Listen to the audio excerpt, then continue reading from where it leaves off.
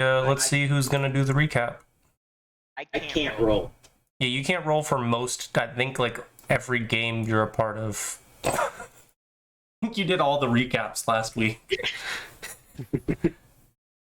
Yeah, because I volunteered to do Kingmake. Only one I didn't roll for last time. Just need Volkir. I need password again. God, it's always the same one. It's planned and it's all lowercase.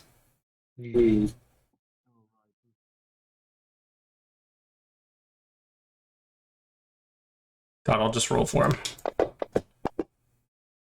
Cool. Looks like you're up, Damien.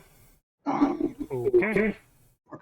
So let's see. For last session, we were coming into the later part of the night. Most of us having, I think everybody actually finished their individual quests at that point. We're now just working on having our newfound reputations and moving around the different rooms of the Senate to build influence. Started off with Ethella, Garrick, and Volkir being stuck in the servants' quarters for a time after they were detained following a disagreement with Madame Trant. Forget Madame, I don't think Madame was her title, but it's Dame Trant. So that allowed them to start building some time there while I wrapped up Tyke just wrapped up his debates on the Senate floor, finishing the influence in that room. From there, we moved on to just moving through the areas that we had not yet completed our influence attempts in. First, the garden and what was her name? Lady and influencing Lady Marilla, though we hadn't. By the time we had managed to influence her, the princess had already left the open floor of the party after the Grand Prince's sudden and terse arrival. After that, we went up to the gallery, did a couple influence checks there, and then settled in to watch the Senate vote, which went very much in the princess's favor. However, despite the large number of votes in its favor, a recount was called, and we were left waiting until the ceremony where Kobayo of Breezy Creek's nobility would be formalized. And when the Grand Prince came out to speak, instead of what you would expect, he started going off on a little bit of a rant about how the people who voted to put a woman on the throne were traitors, and then he knifed the nice tapestry maker man, while everyone looked on in horror and black armored thugs started filing in from all the entrances, and then he ordered them to start killing everyone. And things got very messy, we attempted to confront one of them, which looked like it was going to go very poorly, but then there was a flash of light and everything went black. Yeah. I'm gonna make a few changes to that, but I think it went pretty well. Couple noteworthy things that happened. The first one, at the same time that the princess went back into one of the private offices, so did the High Strategos, which is noteworthy. He went back with the Grand Prince. And there was one more thing. It was a lot more recent. He didn't order the people to start killing everyone. The prince didn't tell him. He didn't specifically tell them to kill everyone, but he did say that a bunch of people were going to die. And the Lion Blades showed up and started fighting the Black Arms. Oh yes, I did forget about that. Yeah, the Lion Blades, and you found out that the guard that had waved you guys in when you were standing out in line originally was actually one of the Lion Blades. Yep. And then yeah, you guys just like got poofed in here when one of you was about to get struck with the blade of this big burly guard. Yeah, Garrick. Is robbing plus 14 attack bonus. Yeah. I also would not like to be hit by that. So Twice He said Bella's attack bonus. yeah, it's a big number. Not meant to be succeeded. So I do have you guys on a new map, but you don't actually need to worry about it because you can't see. It's pitch black in this room. There's nothing you can really do with it yet. Yeah, there's this. You're in a pitch black room. It's musty. But like, feel free to do whatever the hell you want. Okay. Are we sitting down? Or No, you're standing. lying down, standing. Yeah, you're standing. Ventus. I have dark vision. Do I see anything? Yeah.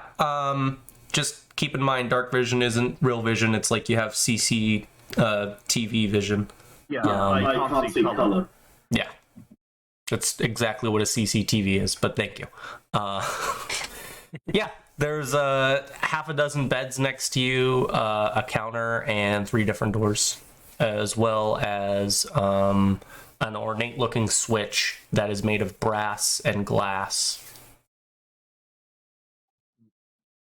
Ooh, a big red button. Yeah, like. How's everyone else's vision looking? I think the rest of us can see shit. We're all a bunch of humans. Okay, so I'm going to have to leave you all. Or someone can cast light. Somebody else will. Stands up, takes a quick look around, and let's see, do I have lights prepared?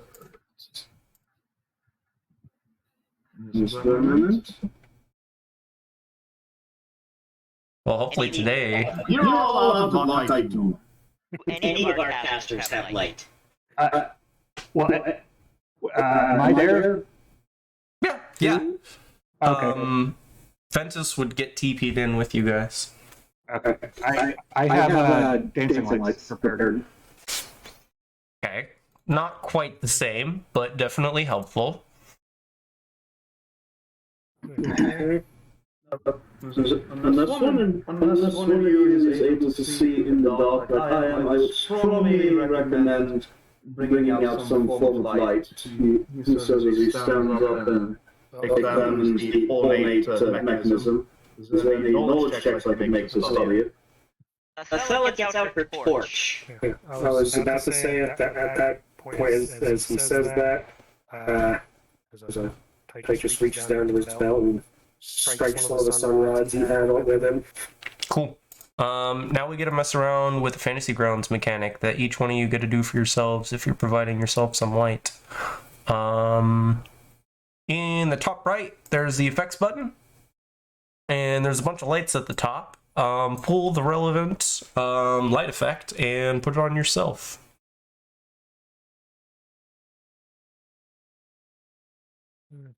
And for convenience sake, because dancing lights is really fucking annoying to do on Fantasy Grounds, we're just gonna have you throw the light effect on yourself.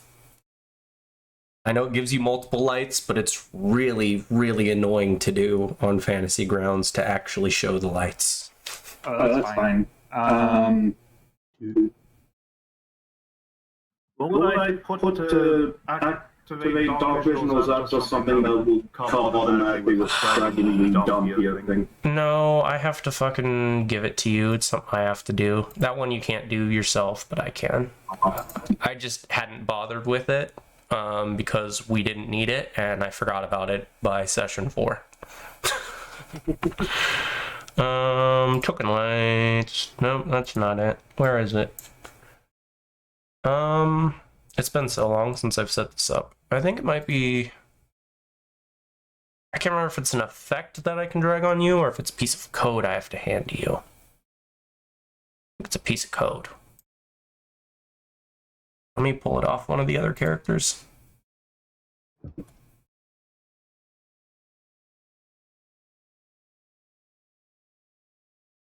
No, Nessia has it.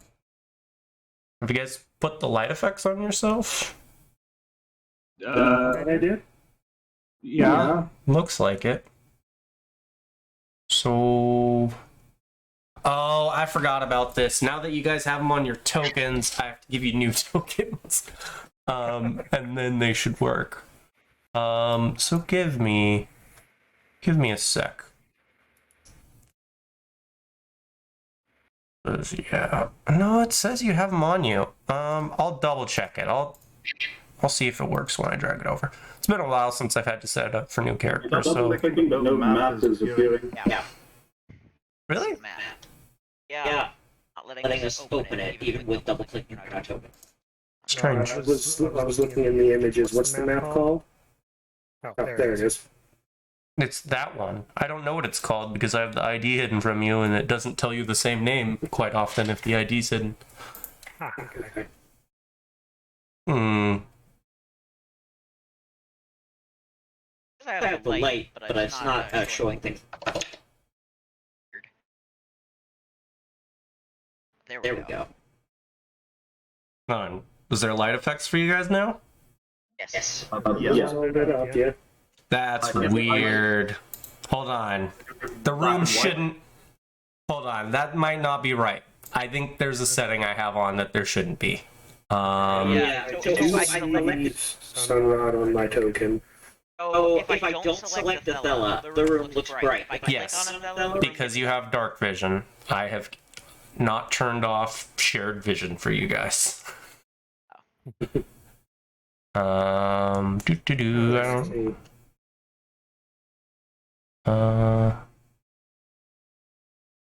I assumed that would be party vision and movement, which I have set to off. If I have it set to on, does that change anything? I don't see a difference now. When I don't have my token selected, I can see, but when I have my token selected, I can't. Yeah, because you can see via Davluk's dark vision. Yeah.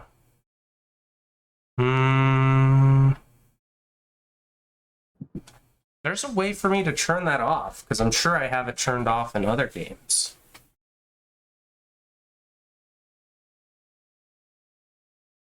Or am I crazy, Skylar? I mean, I haven't seen that in other games, so. No, it works in the other games. I don't know what's going on in this game. The only thing I can think of is... Normally, once you give dark vision out, though, there's a little eye indicator on the token that says dark vision.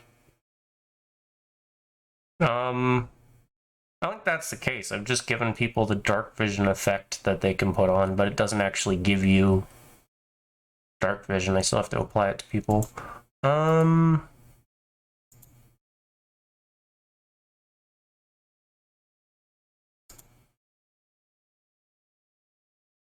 There's no mask on because you guys can still see your tokens, and Davluk can see, and you guys can see via him. What am I...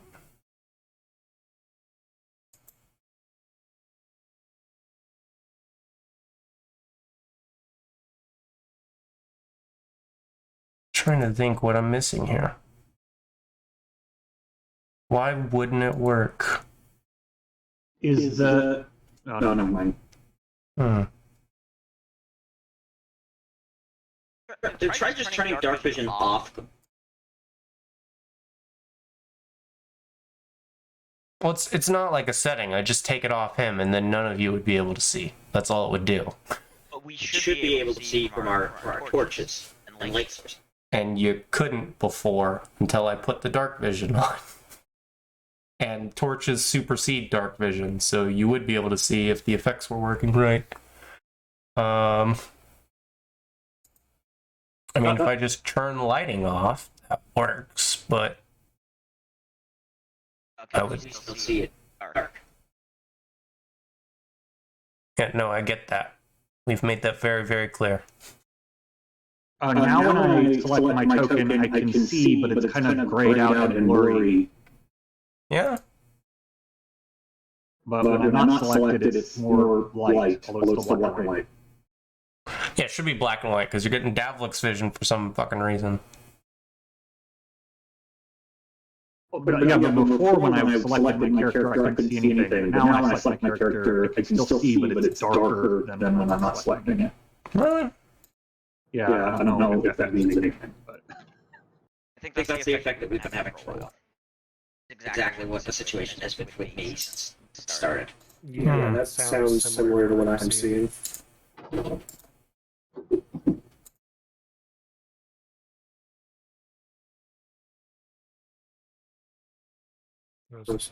Yeah. Disappears there. Yeah, because I was trying to see if dragon tokens... If weird stuff is happening, unless it's lighting related, doesn't need to be mentioned. Well, If I select a fella now, she does not see anything. It's weird that you have to select them, though. I don't know if I still Oh, no. That's not the right thing. That's actually different. I'm clicked on E, it's very dark, it's like a very grayed out room. If I click on a fella, it's completely black. Yeah, If I click on Davlik, it goes back to light. Yeah, because he has dark vision. Maybe it's something I've done with the map. I'll double check. I doubt it is, but there's nothing weird I've done with the map. I mean, I can just turn it off, but... Have you tried just like removing all of our tokens and re-adding them? I've tried removing a few of them, but all that's ended up with is you guys noting that I've removed a few of them.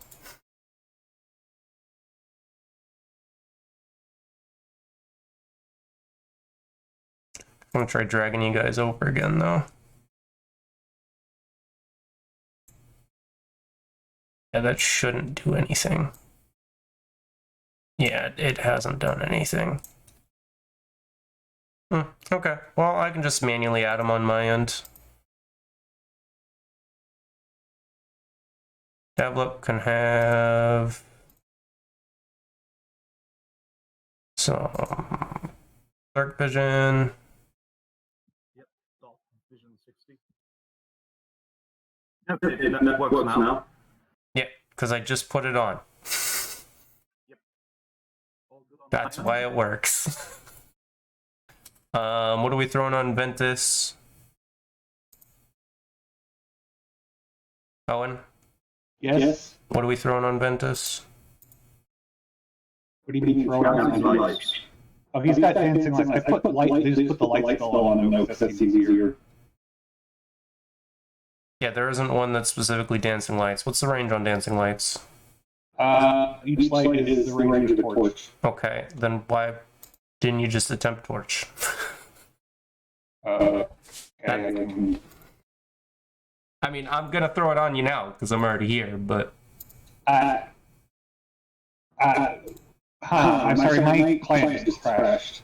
nice. Steven, what are we throwing on a fella? Basic torch.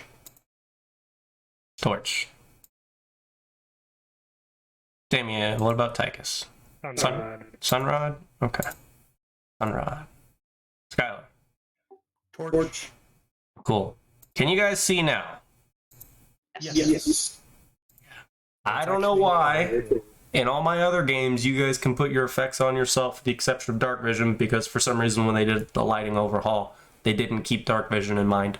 But for some reason with this game, you guys haven't been able to, and I don't think I have any settings differently. I'll check after game, but pretty sure I haven't done anything wrong. Fair enough. So, it's like, hey, we need to get out of here, and then we need to get back to the Senate floor. There's people there who need our help. First of all, Davok says we raise his hand. We need to assess the situation and where exactly we are, because as far as I know, this building is, this part of the building is unknown to us. And I'm going to wager that none of the four of you share my ability to see in the dark, he says. Don't have Have time time for you to wager. Start moving. Do any of you have any idea where we are, what happened to bring us here? I guess there was some sort of teleportation effect, he says. I would hope that we are still in the same building, but I lack a dwarf's intuition for these sorts of things.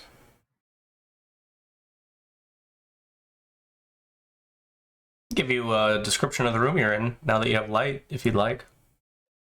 Yeah. You see faded wallpaper that lines the walls of this 35-foot by 35-foot room, peeling up at the seams. You see 6 beds lining the western wall, each pristinely made but caked in a thick layer of dust. There are 8 closed wooden lockers that line the northeastern corner of that room, and 2 doors that exit the room, one to the north and one to the east, as well as down to the southeast, a smaller door.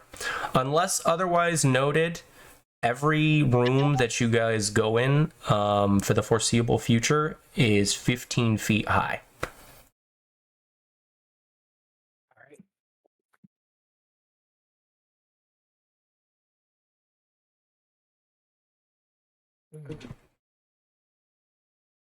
I was gonna move to the door on the right, try to open it.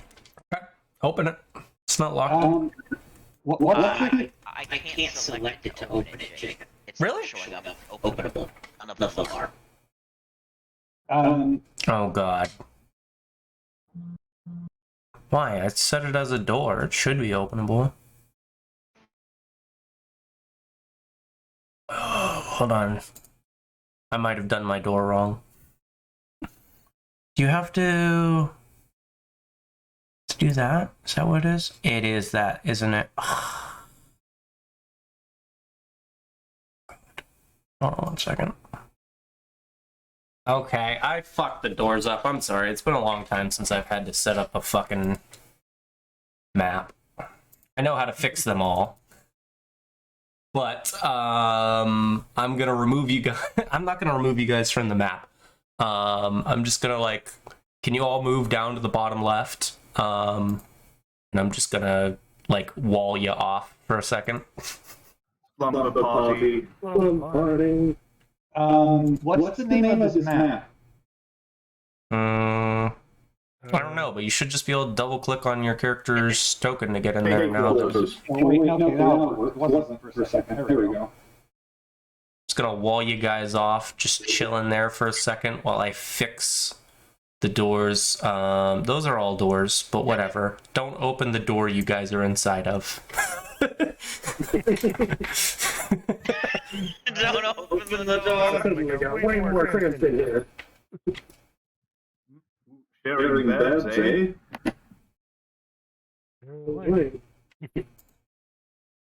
Hello, fight anyone? You're that lucky.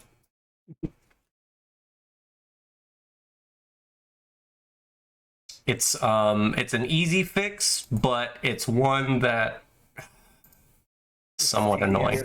Yeah. Because I have to do it with every door now. And it's dumb. But I just need to do like 3 doors around you guys, and then I can work on the rest while we're doing this. And as you might expect, since I'm having to do these by hand, they're gonna look a little scummier than they normally would.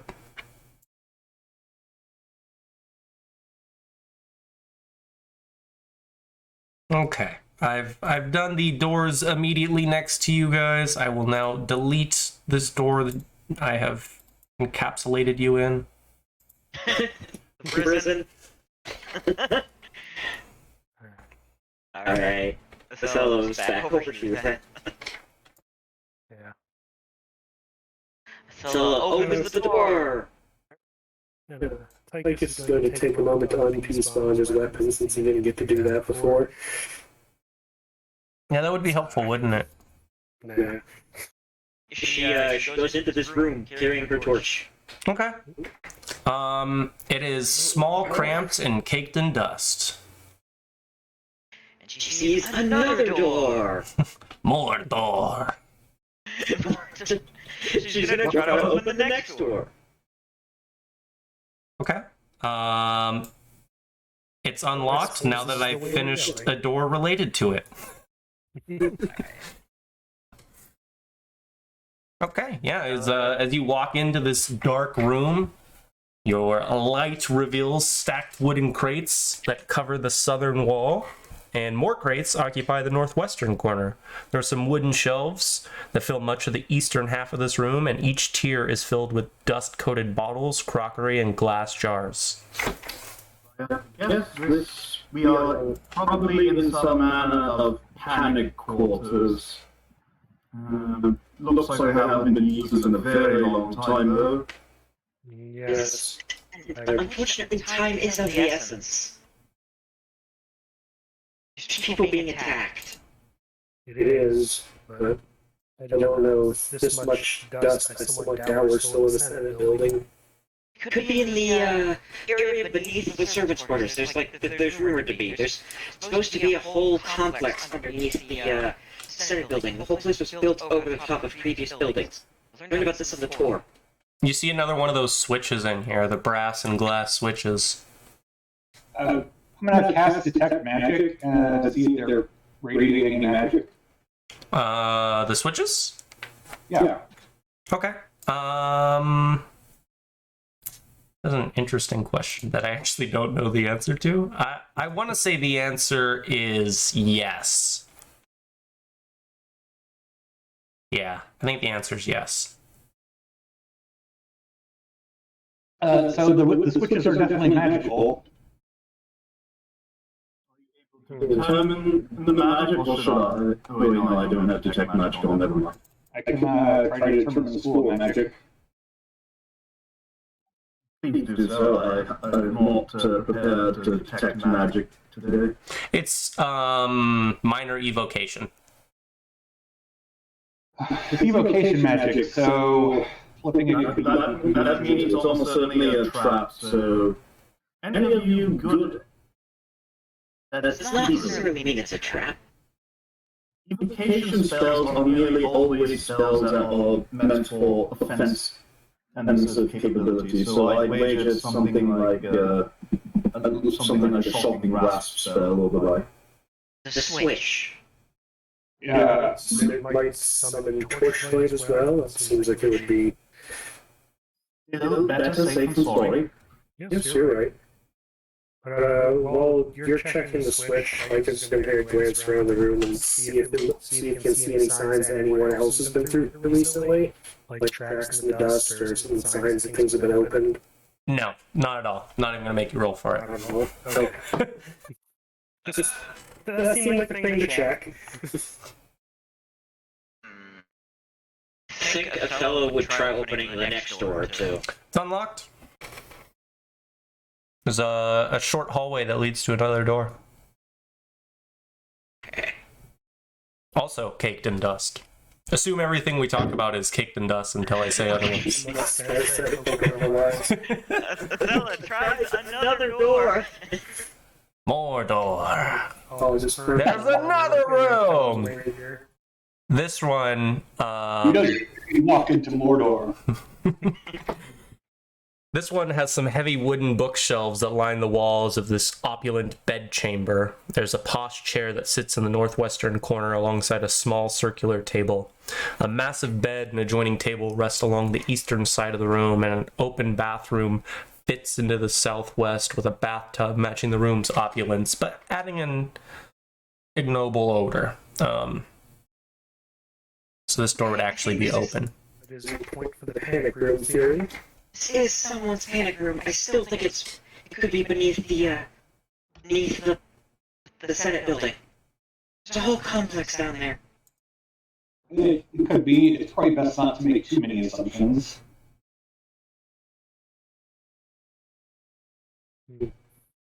Hello tries another door! More door. It's a big ass door. It's an abnormally large door. It's one door too. It's not like two different doors. It's one big ass door. Okay. The fella keeps going. Yeah, long hallway, another big door. Door. Okay. Opens another door!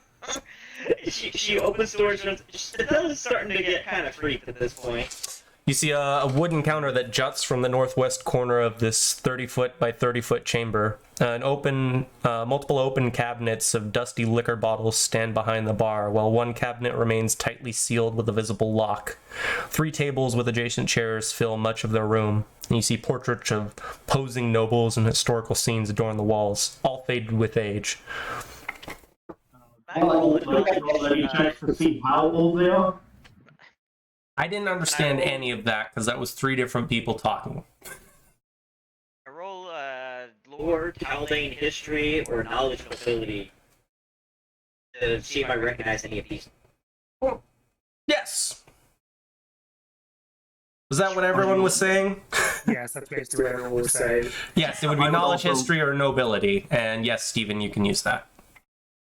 Okay. Roll ability. Which is the better one to roll for that? Oh, I'm not Better telling you that. Ability or the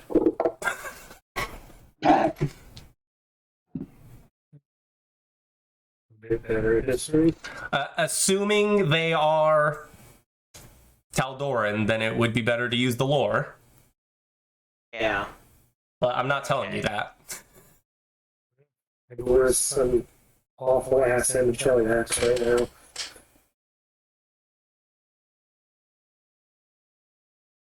Okay. Everyone except for Ventus made this one.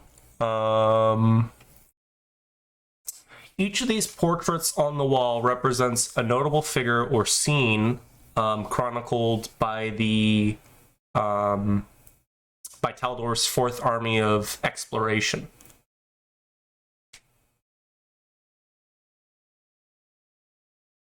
Shoot, which one is that one? I can't remember which one the fourth one was. Shoot. God, you know what? I wish I knew, but they don't actually tell me that. I think it's the one that went to the. Fourth Army surveyed and staked claims on the lands that would eventually be Andoran. Okay. What a god-awful place. It's right next door. Okay, so that means it's older than the countries of Cheliax and Andoran, then. Yes. Or at the very least, the things here are marking an era before those countries existed. We don't know for sure if the place is as old as the trappings are stylized as. Or it could be, You know, this would be a wonderful place as a bolt hole. There's quarters for staff, there's quarters for leadership, there's a tavern room here, a storeroom. You haven't found us an exit. So, wait, you said there was a locked cabinet, though, right? Yeah, one of the cabinets is locked. Anyone have a lockpick, yes? Anyone feel like opening that? know how. Oh, I could take a try at it if no one else has the ability. I don't know where in the room is this thing. It doesn't give me a specific place because it doesn't really matter. Okay. So, I mean, presumably with the way they were talking about it, it's behind the bar. Okay, so you guys can fucking see that, but you can't see the other fucking doors I had? apparently. Alright, I'll make a attempt to disable device here. oh, okay. Sorry, I didn't know I wasn't supposed to open that one. It's a fucking wall. Why did you think it would be something you can open? Because it has the door symbol on it. Why does it... At least getting all the shitty rolls out of the way. Why? Answer this. Why is it when I draw a line with the toggleable wall, that you guys can see it, but when I draw a line with the door tool, you can't toggle it. I don't know, man. The fuck? I'm sorry, Jacob. I didn't know. No, I didn't. I just assumed it wouldn't be visible to you guys. That's the fucking doors. That's not your fault. It's just stupid as fuck. Oh, okay. Well, minor out of character spoilers. Good to know for the future.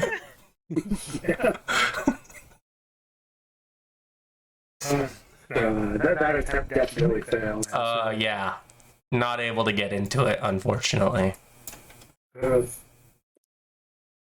Sorry, not really my main skill set. Maybe Garrett could try, since investigators are supposed to be good at this. I don't have any tools. Hey, that's not a fair statement there. That's not fair. It's like, all fighters are supposed to be good with swords. I mean, fighters can be. Referring to people by their class. Most classes don't work.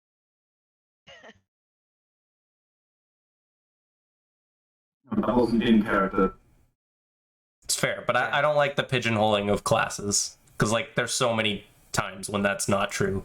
It's probably more than, like, 50% of the time that you're like, hey, you should be good at this thing because you're this class. And the person's like, I'm not.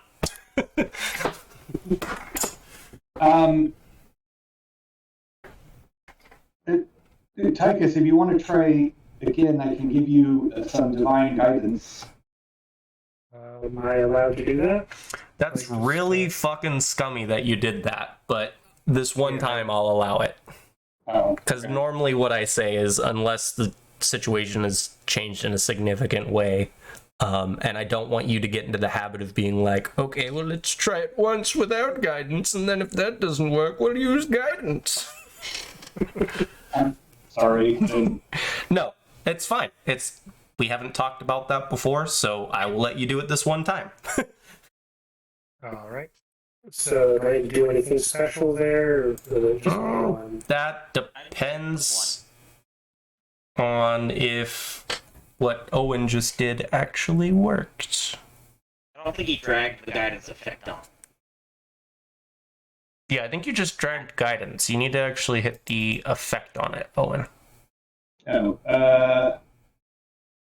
there's a little microscope you can click on next to the spell.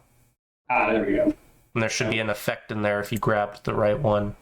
You did not grab the right guidance effect, or the right guidance spell. Apparently not. If you go into, what is it, players now? Or character? It's character. If you go into character and you look up the spell, anytime you grab a spell, make sure you grab it from the PFRPG spellbook, because that's the one that has all the effects coded in it properly. So I'll just, for now, we'll just have them roll with a +1 modifier, but go through all your spells and make sure they actually have the effects in there. Okay. so just roll a +1 modifier. Yeah, just put a +1 in the box, the bottom left. Okay, all those crap rolls out, I guess. If it makes you feel any better, with your modifier, you wouldn't have got it. Yeah.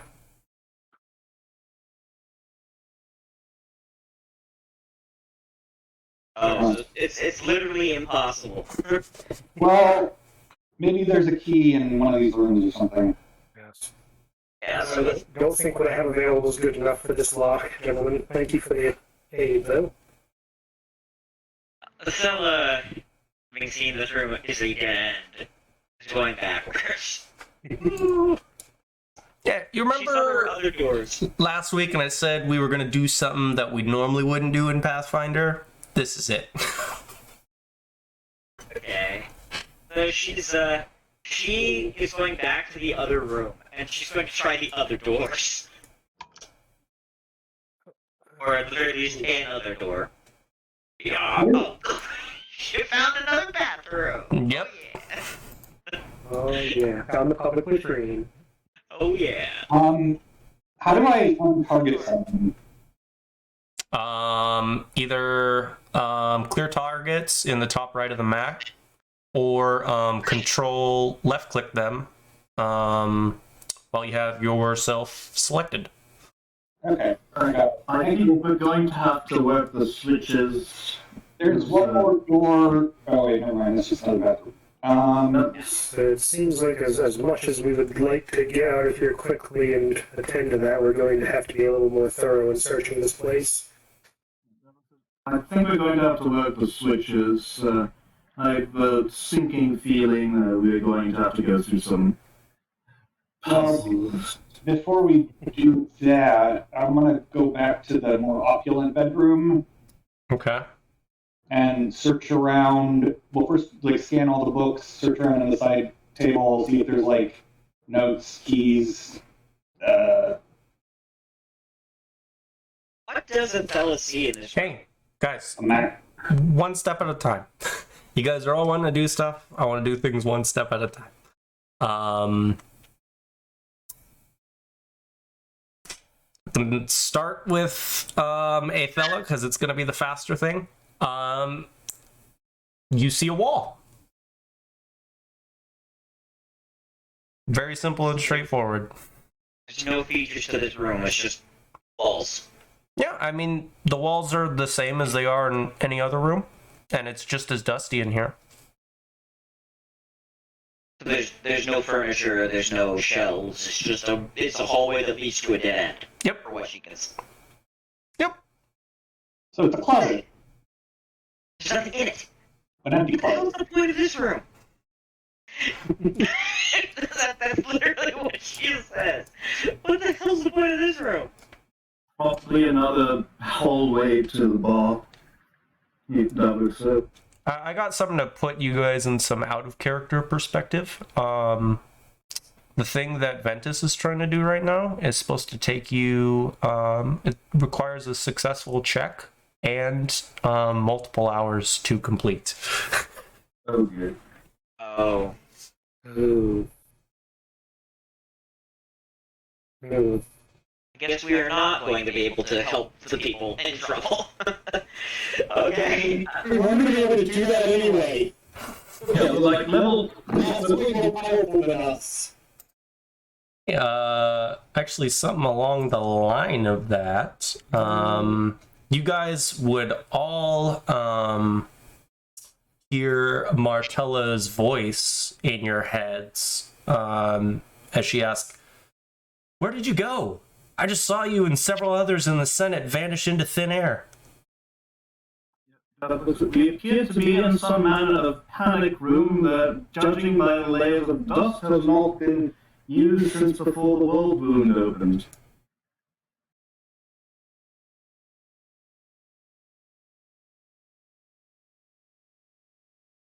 I thought it was the badges. They lit up, and then we vanished. I had to guess it would probably be some sort of contingent teleport effect tied to them, but that's quite advanced magic.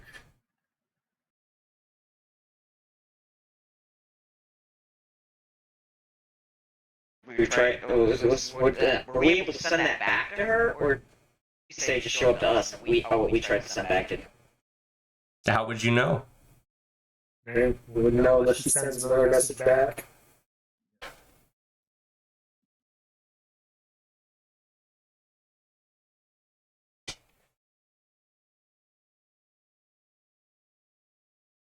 If you're willing to spend a bunch of time in there, Rowan, I would ask for a perception check. Well, would there be any check to see like how one can use the badges for two-way communication?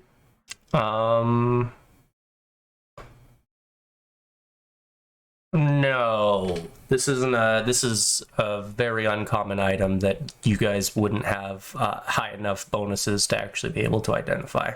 That's why it doesn't call for one when you first get them. Right, tapping it since that usually works. Yeah, no, that doesn't do anything. The fellow punches the wall. The wall is made of relatively nice masonry, but it does have a slight dent in it after you punch it.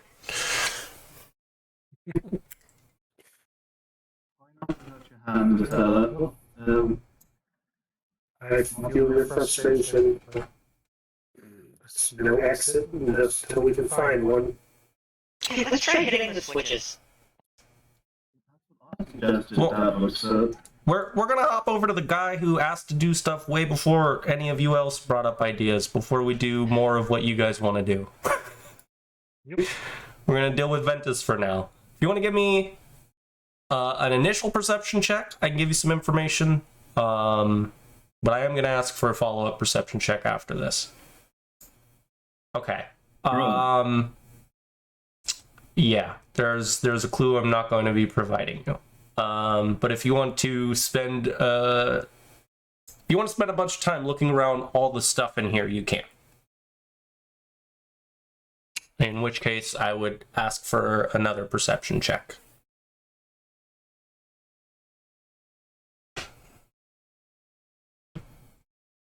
Owen? Can you guys hear me? I can hear you. Alright, I don't see why I wouldn't. Okay. Yeah, give me another perception check. So you can do like a thorough sweep as opposed to just like a quick glance around the room. Okay. Roll me a D3 plus 1.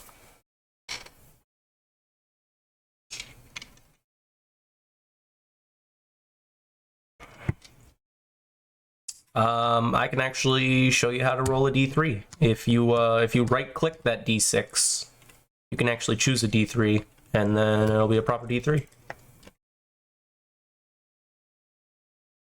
I believe it also has D2 options, and then the D10 has percentile options. Those are all the special dice that you have easy access to. Nice. Okay. It's going to take you 2 hours of exploring this room before you can discover the piece that I will provide you with.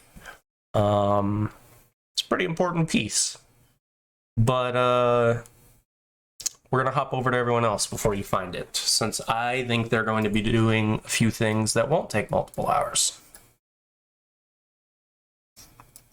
Okay, what are we doing over in the room with a bunch of beds? Well, I think I would like to look through these cupboards or like these cupboards that are in this wall, see if there's anything of note in there. Yeah. In one of the lockers, you find an old grooming kit, this moth-eaten change of clothes, and a simple hand mirror. But the rest of the containers are empty. Bit of a dud here. So I was gonna try flipping the switch. I don't know where the switch is, but That's okay. It doesn't give me a specific spot. God, and I just closed that room or that tab. Is it here?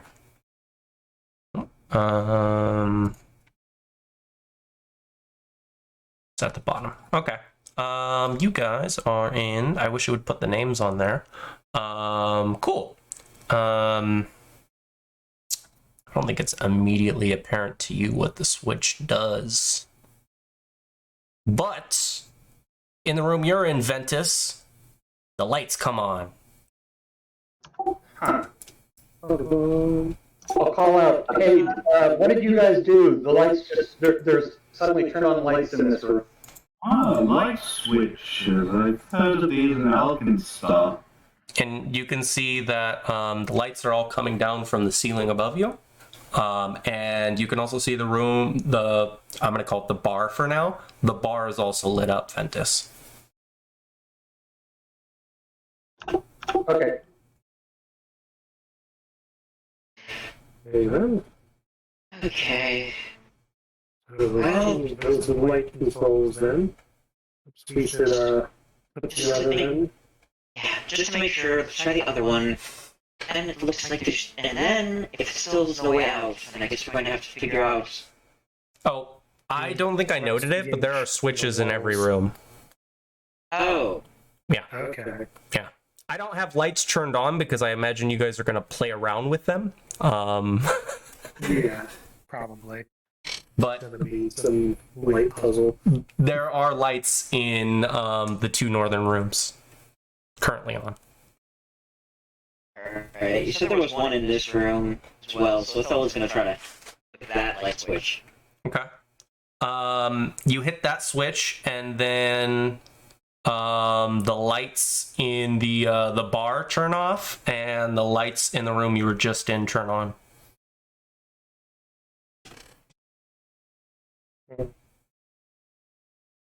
Perhaps we have to arrange things that all 4 lights are on. Silent Hill puzzle. Oh, you're Pyramid Head comes out one of these doors, I'm leaving you all behind.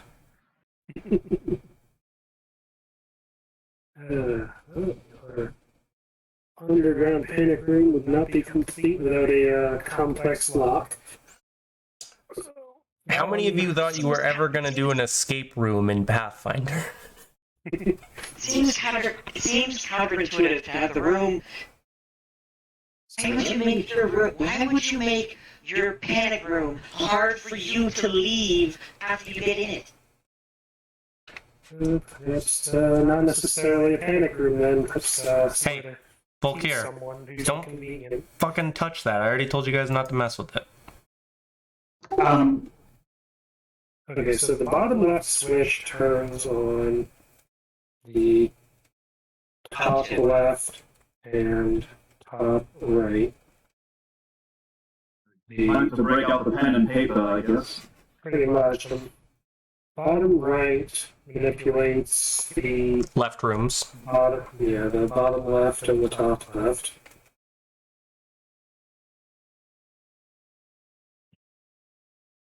Okay.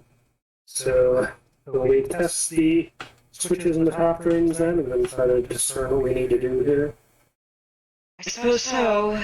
Yeah. It seems far too comfortable to be a prison. So, That is fair enough. I still think it's some So sort of also panic has a room. point. It's very strange. It seems like a panic room, but it's very strange at the same time. I don't know. Who knows with the inbred nobles and the Hey! strange and imperceptible desires? We are not inbred. Anyone's inbred is you. Pale and all that. And I suppose it was, since we're stuck here, may as well just admit. Mother, the reason why I can see in the dark is that Mum was a vampire. So, It could be anything. It's probably not really worth insulting each other over. Yes. Sorry. I wasn't joking about that. Yeah, but I still apologize for the insult. No, we need to work together to get out of here. Before you get we're all I can create- somewhat stressed. I can create water so we can last a bit, but I'm dubious on the edibility of food here. Yes. I think we just ate. Okay. And So, I'm hoping none of you have to use the bathroom because I do not want to test the plumbing. okay.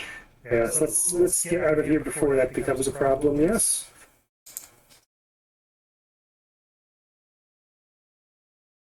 Oh, we'll flip the next switch. Okay, god damn it. Why did I do that again? I closed it again. I just need to leave it open. God damn it. Here, I'm making sure it's pinned this time because I have to dig through places to find it. Okay. The bar and the storage area turn off. Okay, Oh no, bar would turn back on, storage area would turn off. So That's top left and bottom right.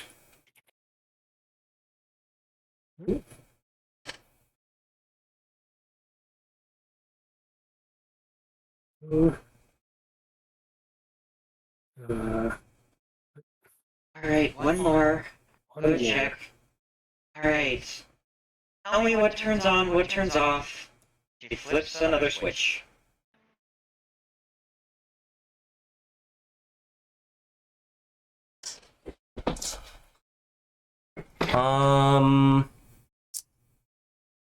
The senator's chamber turns off.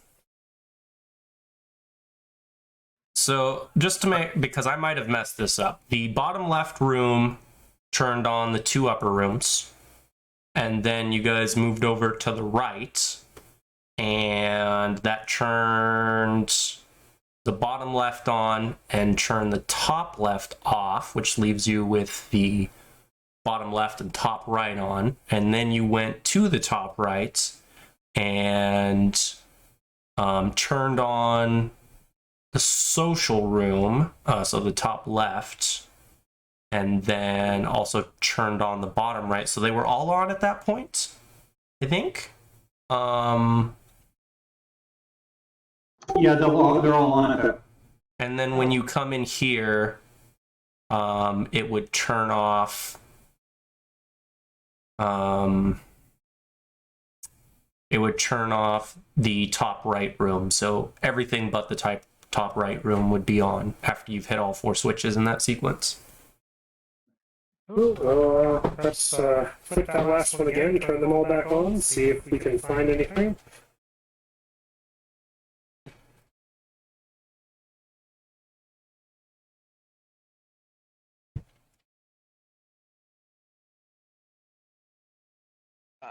She flips the light again.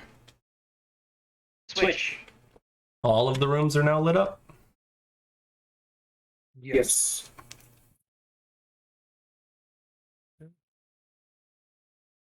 Do a roll around the place, see if anything is visibly changed. Okay. Where are you starting? In the tap room here. Okay. Bella will also take part in that. She will look around with Tychus. Yeah, you guys just moving around, nothing's gonna change on the map. And if you guys are all just moving around a bunch, I'm not gonna do anything with it. And generally, I don't want you to move around a bunch. Because what if there was like shit I needed to say when you guys go to different rooms? It's not the case right now, but it's a habit you should start forming.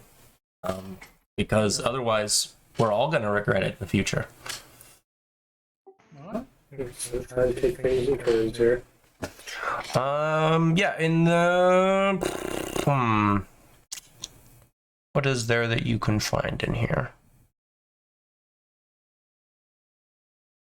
I guess the fellow's just gonna try to look real closely at everything in here, see if she can find anything. Yeah, beyond the information I've already provided you, there isn't anything currently that you can gain from here. That is our bit.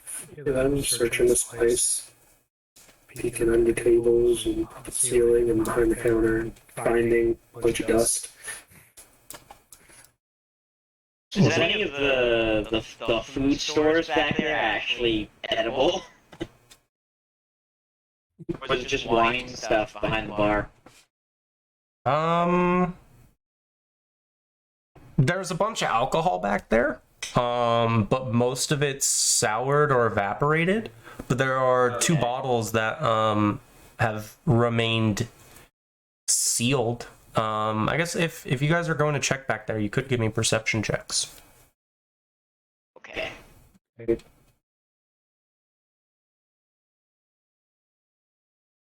Okay, nice. Let's see how Tychus does. Nice.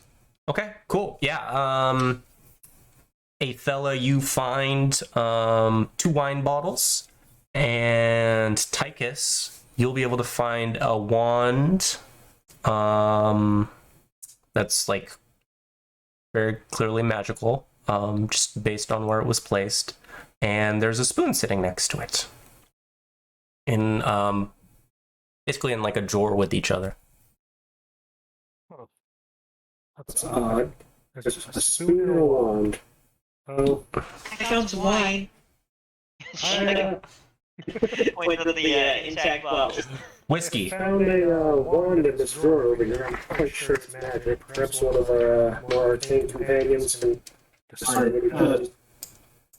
Count the dimension of the wand and offices. Perhaps I may be able to identify the office.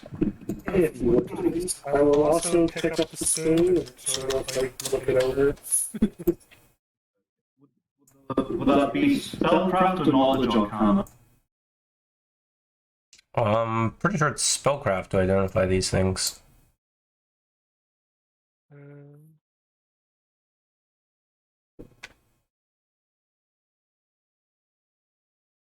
Okay. I went to spells to look for the thing I was trying to grab. That's definitely not the right place to grab them. Let me... Okay. Oh, yeah. Let's be able to identify it. I'm pulling it up right now. Yes. There's a wand of create food and water. Oh, well that's good. We are in luck. This one can create food and water. But how many charges does it have left? 14. It has 14 charges, so we can last maybe 2 weeks here, he says. Someone's going to pick up the whiskey. Yep. Well, Ella now has whiskey and yogurt in her inventory. Oh yeah. oh yeah. That's part of it.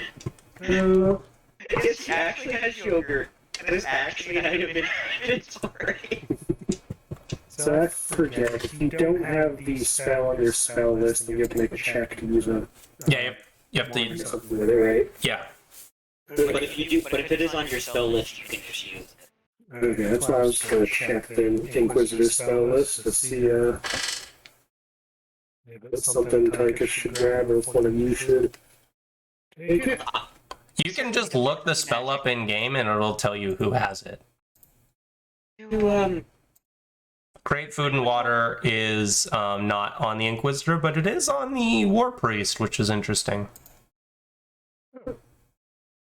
It's on the Sorcerer Wizard list. God, I just closed it. Nope. Cleric, Occultist, Oracle, Shaman, War Priest. Okay, so I should say who's most likely Got to a higher you need check then. It is not me, my charisma is garbage. I've got a 9 on mine. I know nothing about magic. I'll use it then. Alright, you go ahead and take. Oh, sorry, what were you saying? If the wand is magic, it's possible that the spoon is also magic of some kind. I know nothing about this. That is a fair One of you can take a look at it and find out. What kind of indolent wastrel would enchant the fucking spoon to have like those? I don't know. What is this? And it's right by the magic wand creates food. So I think there might be some connection. Seems like it was there for a reason. Wait, Look at magic and take a look. I got the arcane exploit quick study, so I could swap out one of my prepared cantrips with detect magic. That might be useful in here since we're searching around all this, A fellow will take the spoon and take the spoon over to Owen, since we know Owen can detect magic. I mean, Ventus. Because Ventus had previously detected the magic in the walls, on the switches. So Othello's going to pick up the spoon, and is going to carry the spoon over, and hey, Ventus, tell me if this spoon is magical. Okay. I'll cast Detect Magic. Yeah, faint conjuration magic after you focus on it for a little bit. It is magical. I can try to identify it if you'd like. Sure. And I can tell the others why someone would enchant a spoon. Why wouldn't you enchant this spoon? I don't know, but the foreigner, he was lambasting people for enchanting a spoon. Well, you know, some people just have no sense of style. Spellcraft. I dub these Spoonie. Yeah, this is a sustaining spoon. You would have never noticed this without detect magic or it being next to a wand because it seems unremarkable at a first glance.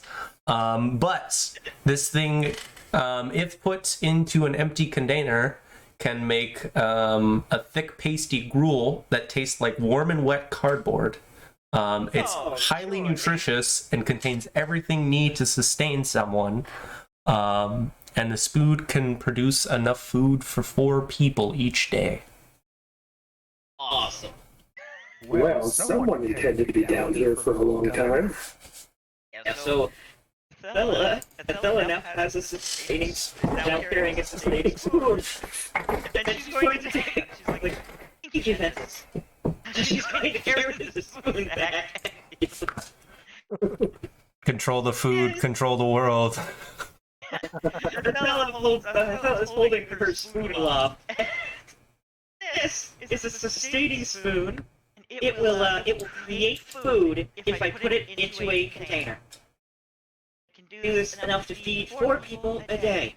And, Okay, so who's going to stop? I suppose the other person can use the wand. and I suppose that somebody could not eat one day and if we rotate it, but let's try to get out of here so we're not stuck in here for days. Yes. She appears slightly frantic as she says that. The bit of amusement that had come back in to her expressions when she had been showing off the spoon and sort of laughing at the fact that this is a magic spoon has faded again as she's reminded of the fact that we are stuck in here. Yeah, and hopefully my thirst for blood will not overpower my good nature, he says with a frightfully hard voice, but it is a joke. So should we sense motive to try to tell if it's a joke? Yes.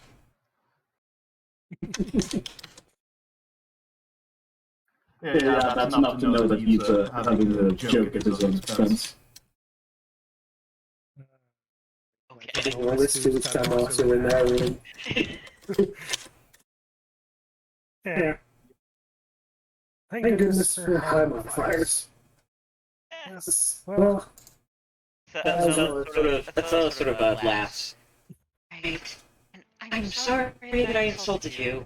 I'm just running a little high. The same as anyway. I took the nobility comment poorly. Not all inbred.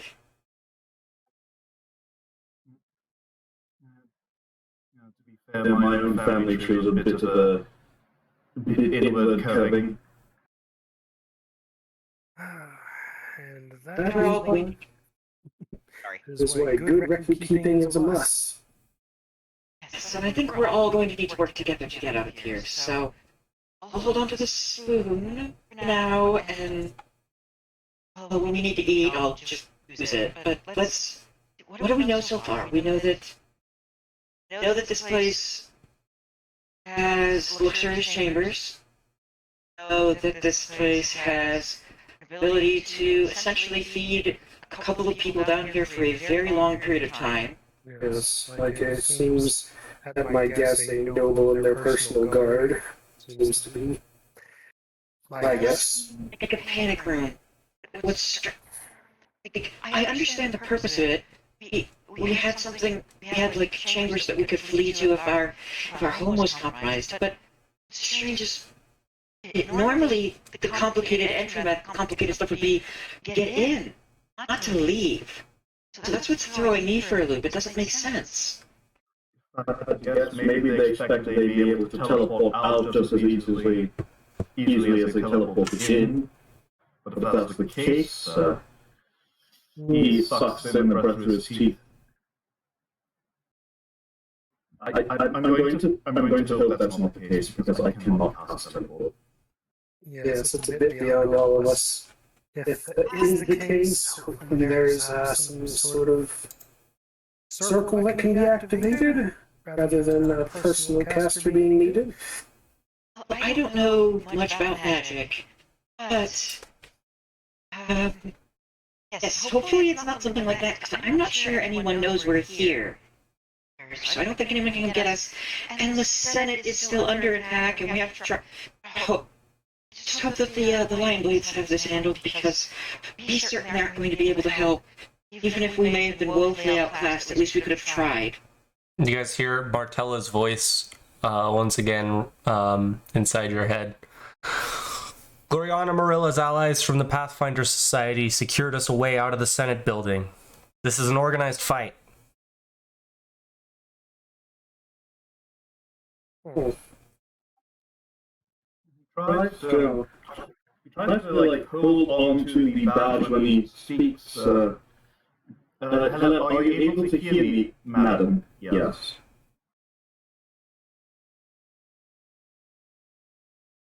You don't get anything.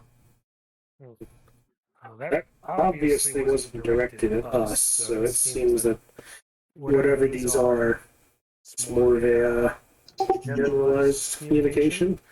It might be that all of her operatives have them, so she's communicating with the others. Or could just broadcast. It could just be one way. You know magic. Is there...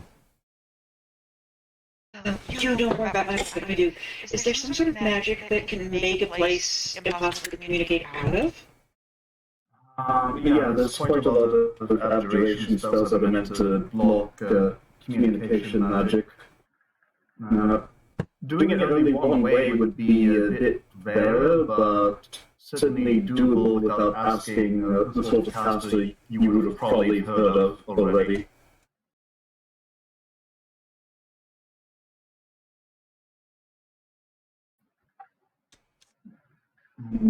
This sort of device definitely would require quite sophisticated spellcraft, like the sort that if you would have probably already known any spellcaster capable of making these, like that they would have to be at that level of power.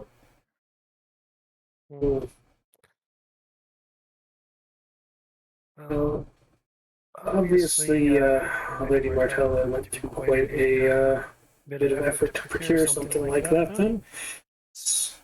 I don't think she fully understands these because she was surprised when we were teleported by them.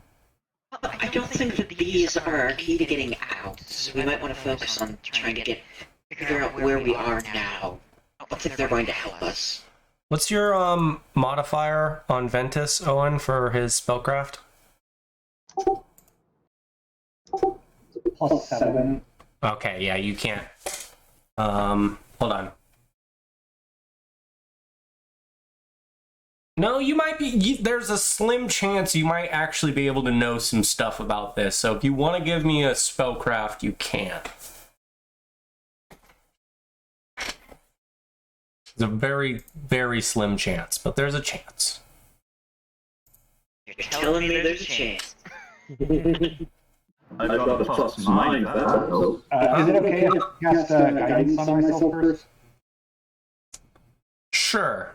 Seems a little cheesy, but sure. I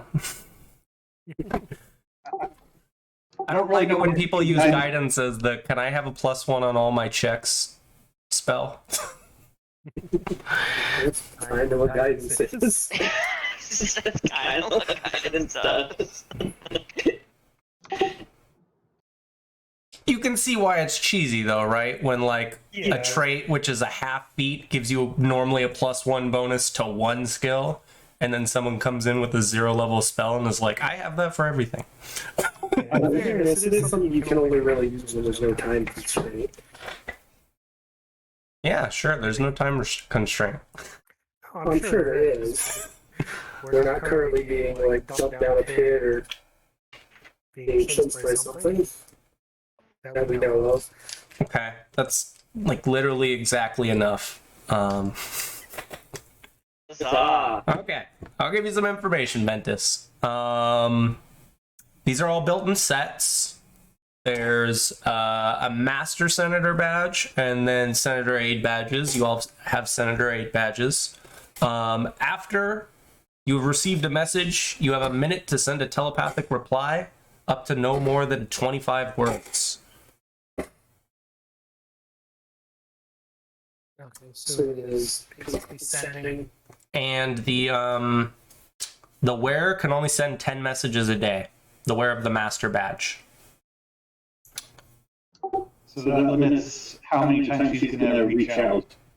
Yes. Yeah, she's probably not responding because she can only talk to you so many times. Okay. At least you know she heard us the first time. Yes. So she knows what we said because we were not overly verbose. And Ventus, you'd also know that she can either send her messages to specific people or broadcast them to like a specific person, a specific badge, or she can send them to everyone with the badges. So even if she doesn't say anything to you guys 10 times a day, that doesn't mean she's ignoring you. She might just have sent specific messages to specific people. I'll convey that information. Well, at least then she knows that we're alive and that we ended up somewhere odd. Because we did convey that you first messaged us. And it's good to know that the princess and others were able to get out of the Senate chamber. Now we just need to focus on escaping ourselves. This place. Yes. That is Be a fair assessment of the situation. He serves as a ponders. Gods. I still can't believe the Grand Prince would just so blatantly stand across Tal'Doran tradition like that. The Senate has the power to change laws. The Senate determined that the law should be changed. Really, he didn't have a leg to stand on, so that this barbarism, horrible, he has to be stopped. Absolutely. He feels confident enough to murder someone like that.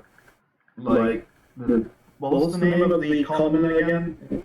Calbile. Bio. The one you befriended, who you have a letter for, from his parents. Oh god. Yeah, he reaches into his breast pocket and looks at the letter. Okay. It's sealed. You have to unseal it if you want to read it. He didn't unseal it because that's not what you do with letters generally. But this was from Calabrio's parents. I believe it was from his parents to him. They were supposed to give it to him after the ceremony. He decides to unseal it with his little dagger to take a look at it. Okay. It's pretty sloppy writing, but it says let me blow this up so it's in my vision properly. There's a decent amount here. It says, "My boy, your mother and I are so damn proud of you and everything you've accomplished. Your apprenticeship was the greatest decision we ever made. Watching you grow into a fine man the last 30 years has been the greatest reward life could ever give me. I'm sorry to say that we kept a secret from you, though. You always thought we tightened our belts." Sorry, it is really sloppy. It's like actually sloppy. Like a printout, like actually bad handwriting. Yeah. You always thought we tightened our belts to pay for your apprenticeship, and we did, but that was never quite enough. Eventually, we had to take out a mortgage on the farm, and the money you gave us every time you sell a tapestry helps so much, but it's never been enough to repay the debt. Now that you're an important man, we'd hoped you could help us settle this mortgage and help us keep the farm, or at least find space in your new life for 2 tottering old farmers who love their son. I'm sorry we hid this from you for so long. We love you, Papa. That look is actually crying by the time he reaches the end of the message. Like, you can hear a few sobs from him.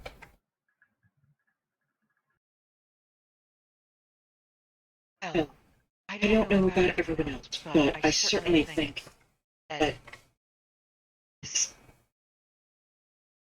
parents deserve help. If we can't help them, we're going to help them. At least I'm going to try to help them after we get out of here. Can't rescue them, then we are going to avenge them. I'm sure that someone will take care of them one way or another. Otherwise, they'd be a political liability. So if the Grand Prince felt brave enough to just murder Calabrio in front of the entire Senate, then there's no telling what he can do and what he feels safe with doing. Yeah, Volkir, it's Calbio. I mean, Taldar has had emperors that in the past who've gone mad before. I've seen madness. Stefan seemed very in possession of his faculties. I would believe he's probably planned this for a while. Being able to reason and plan does not mean you're sane. I don't think he was anymore. But again, we have to focus on getting out of here first. He's right. This is all but speculation right now.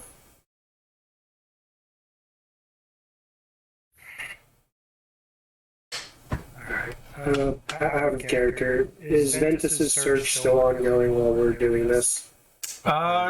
Yeah. You guys might want to go help him if you want him to help you with other things anytime soon. Yeah. Okay. Because he's supposed to spend a few hours in here, and you guys have all been able to figure this out in like less than half an hour. Okay. We got We'll go back to help. anything. You have to put those nerd skills to use. Cool. Let's get. We've already got the initial check from Ventus. Let's get the quick scope of the room from everyone else. If you guys want to throw perception checks out, and then Sure. after that, we'll talk about you guys helping him. You know what I do. Cool. Hey, nice. I always scroll past perception. I fucking hotbar perception. It gets used too often not to have it right there. Yeah, you're probably right. Okay. Everyone would have been able to find this except for Tychus. But we'll go with Garrick since he was the first one to roll.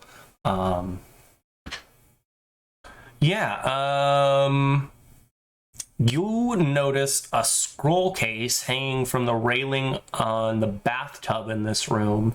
A little side room right there. And it has this bronzed pitted case that when you open it, you see a tattered note inside that says, "Fourth bed from the north, comforter, backup key."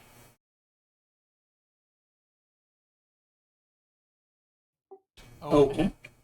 I'll show the note to the others. It sounds like the room with all the beds in it. Maybe it's the Yes. key to the safe. Yes. The locker that we found in the dining room. Yes, perhaps. I can go check the bed if you want. So let's go check that out. Then I will stay in here and continue assisting Ventus. Let them run off do that. Okay. Yeah. If you guys want to stick in there and help him out, you can. In the meantime, we'll... Sorry, Skylar, I didn't hear that. Oh, I said Garrett's going with the dog. Okay. Yeah. We'll jump over to you two, because what you're doing is going to finish sooner. You go over to the fourth comforter, and you see it's pretty well hidden. You wouldn't have been able to find it. Or not you wouldn't have been able, it would have been very hard to find it if you didn't know where to look. But you see that in the fourth comforter, towards the head of the bed, there is a very hard to spot like sewn patch. And when you tear it open, you see this inelegant brass key. Right, the key. Here, I'll even it literally, like, I wasn't just throwing fancy words on there. It literally says that. Inelegant brass key. Nice. It sucks. It's just a trashy key. Alright. Look at this poorly crafted garbage. Alright. Let's see if this will open up the cabinet in the bar. Let's check. So I'll just have Vasella take it over. I would reveal information. I would make it public, but like it has spoiler stuff on there. I guess I have to actually move through the doors. Yeah. I can't just drag myself up there. No crazy walls yet. I assume you're gonna let everyone know when you walk by, like, hey. Oh, yeah, yes. As If she goes by, she'll say, "Found the key. We're going to go try it, and it'll open the locker that we found." To inform us of whatever success you managed to get, he says. Of course, we will show as soon as we find something out. We'll give it a shot once she gets in there, along with Garrick. Yeah, you're able to open the lock bars for this cabinet, and inside you see something that looks like a large immovable crystal ball that's built into the wall. She's not gonna yell. She's gonna go back in there. Alright, there's a crystalline ball set into the wall inside the locker. I have no idea what it is. I have no way of knowing what it is. Could one of you magic types please come and take a look? That would offer an answer. Alright, I'll give it my best shot then, my lady. Alright, Othello will lead Damlook back in. Point it out. Be like a divining crystal, but let's just be sure, he says. Yeah, give me a spellcraft.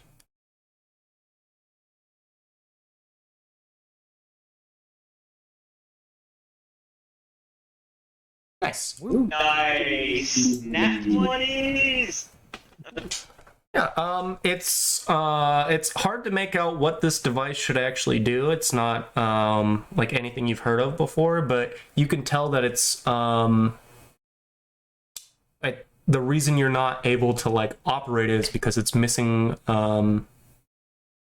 like a power source, and you actually see when you like look around at it that there's a small, somewhat rectangular shape that's missing from like the base of this crystal ball. We need a power source, a small rectangular prism, I'd say, he says, as he gestures to the cavity left open.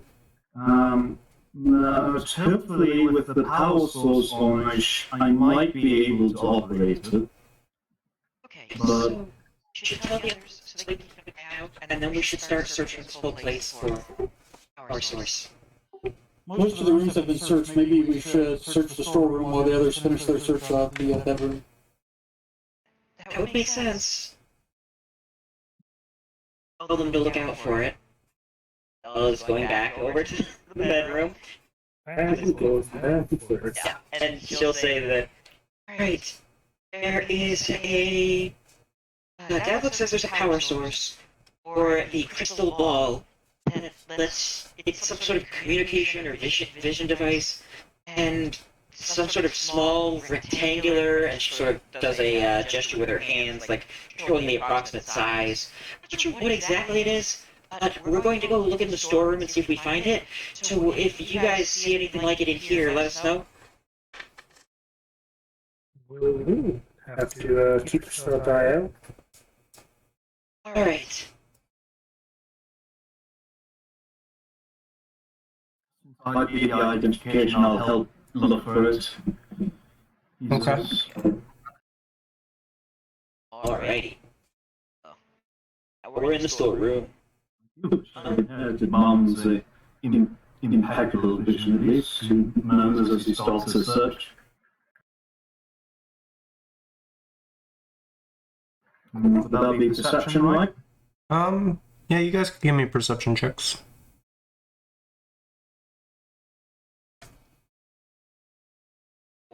No, I mean, at a glance, there isn't anything worthy of note here. There are a bunch of boxes in the room. Let's just start searching boxes. One at a time. Okay.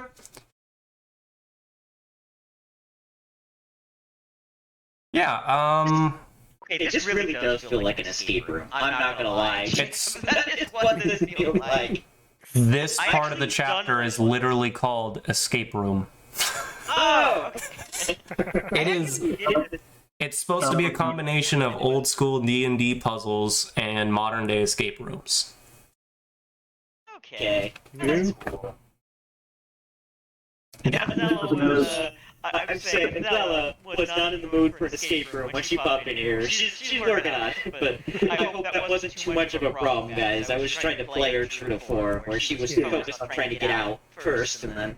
Yeah, I got where you were going with that. Davok was also a bit frazzled by suddenly being somewhere completely unexpectedly, as well as watching like a friend he just made literally just die in front of him. That was awesome. Yeah. Garrett, delighted to be here.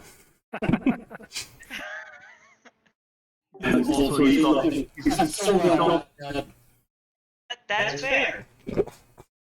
Davok also's got like issues with watching bloodshed, like it makes him feel uncomfortable because there's the part of him that delights in it and he's scared of it.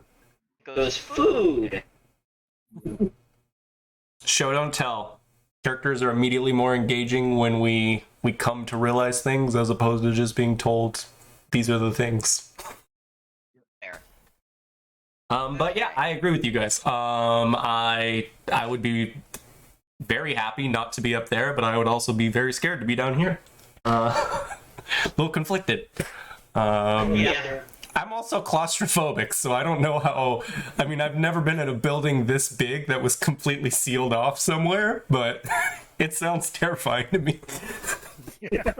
I visited like the bunkers that they built in Germany during the Second World War and the Cold War, and like I would probably be terrified to be locked in one of those complexes. Yeah, I've only ever seen pictures of those, but that would be pretty damn spooky. Alright. So after the three of you, like as you guys are working together, you're looking through the shelves and you start moving some of the boxes and looking through them. You find that this chamber has a bunch of changes of clothes, some pickled vegetables, condiments, preserved delicacies, salted meats, and a well-stocked toolkit. It's pretty much all gone. It's all perished. But I mean, you can get a vibe of what's supposed to be down here. But the toolkit is still in excellent condition, and it would count as masterwork, as a masterwork set of tools for craft checks specifically related to carbonated metalworking or stonework. Yeah, since I'm going to specialize in crafting later, I think I might as well use it. Yeah. Free to take it. No objections. If you can make good use of it, I think you might be able to, you should take it. Is all the nice clothing also perished from just being down here forever? Yeah, that's the only thing that's still in good enough shape to actually use. Totally sealed room, you wouldn't get like moths or anything. Like men or women's clothing? I mean, it doesn't specify, so I assume both. It's just been so long that even without moths to eat it, the stuff just starts to fall apart, because that does happen eventually. True. That pauses. Okay, if these long-term stored foods have already perished, that means that whoever built this place probably forgot it existed at some point. Or just never use it. Or it's just dead. Yeah, that's probably the most likely one, considering how old it is. It was someone's panic room, and then they died. Likely from old age. Then, as a result, it was lost, and some long-lost enchantment teleported us here. Because, really, how often do the senator's aides actually get attacked in the Senate chamber? It's pretty much unheard of. Something like that to actually happen. We should look at it on the bright side. At least the paranoia means that we aren't joined with the dead. I'm gonna go on to provide you with some more stuff. Senator's aides are here, so whatever it is fairly specific to us and the badges that we have. This could be a vintage set. Hey, Owen! Owen, hey, Ventus! Yes. You're she's your cousin, right? Well, we're in the same family. The actual relationship's a little more complicated than that. How long is your... Could this place be associated with your family? Like, have you had a Senate seat, historically? And, like, this could be related, like, would those badges have been in your family? Well, of course, there's always members of the Senate from our family, but, I suppose?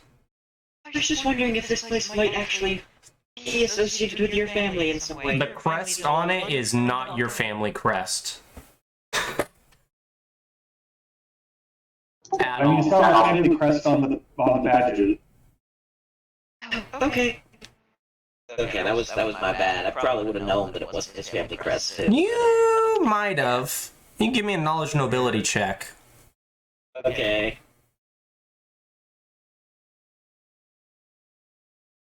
Nice. Yeah, you don't know what family it belongs to. It's not his. Maybe the family's dead. It makes sense. The magical artifact, and they forget what it does, and then it gets passed down and just used as normal Senate badges. It's still linked to this, as just none of them had ever been attacked in the Senate chambers. About his hand, maybe I could identify the crest, he says with a small smile. Have one. So. Yeah, everyone has one. Sure. Just to see how it is, he laughs a bit. I'm a bit silly. He says if he takes a look at it. We're all a bit on edge. I think we're all a little bit... This is the poop corner!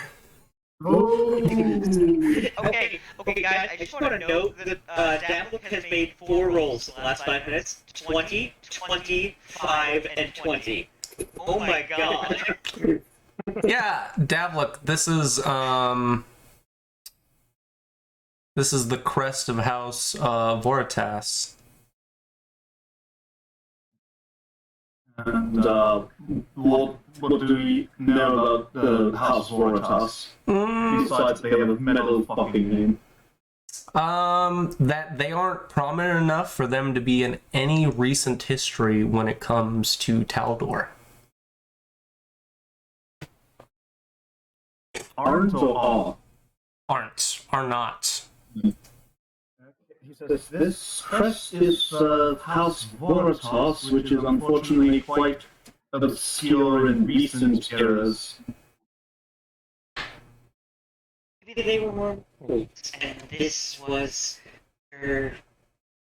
awful. The last head of House Voritas was a very wealthy, paranoid man who didn't trust anyone outside of his family. Final head of the... Sorry, go ahead. No. You say. Sorry. The final head of House Voritas was a paranoid but very rich man, and who trusted absolutely nobody else. So at least we know why this place was built. Yes, where a significant chunk of that wealth went, I suppose. Because he was the final head of the house, we also know why this place hasn't been restocked in the last few human lifetimes.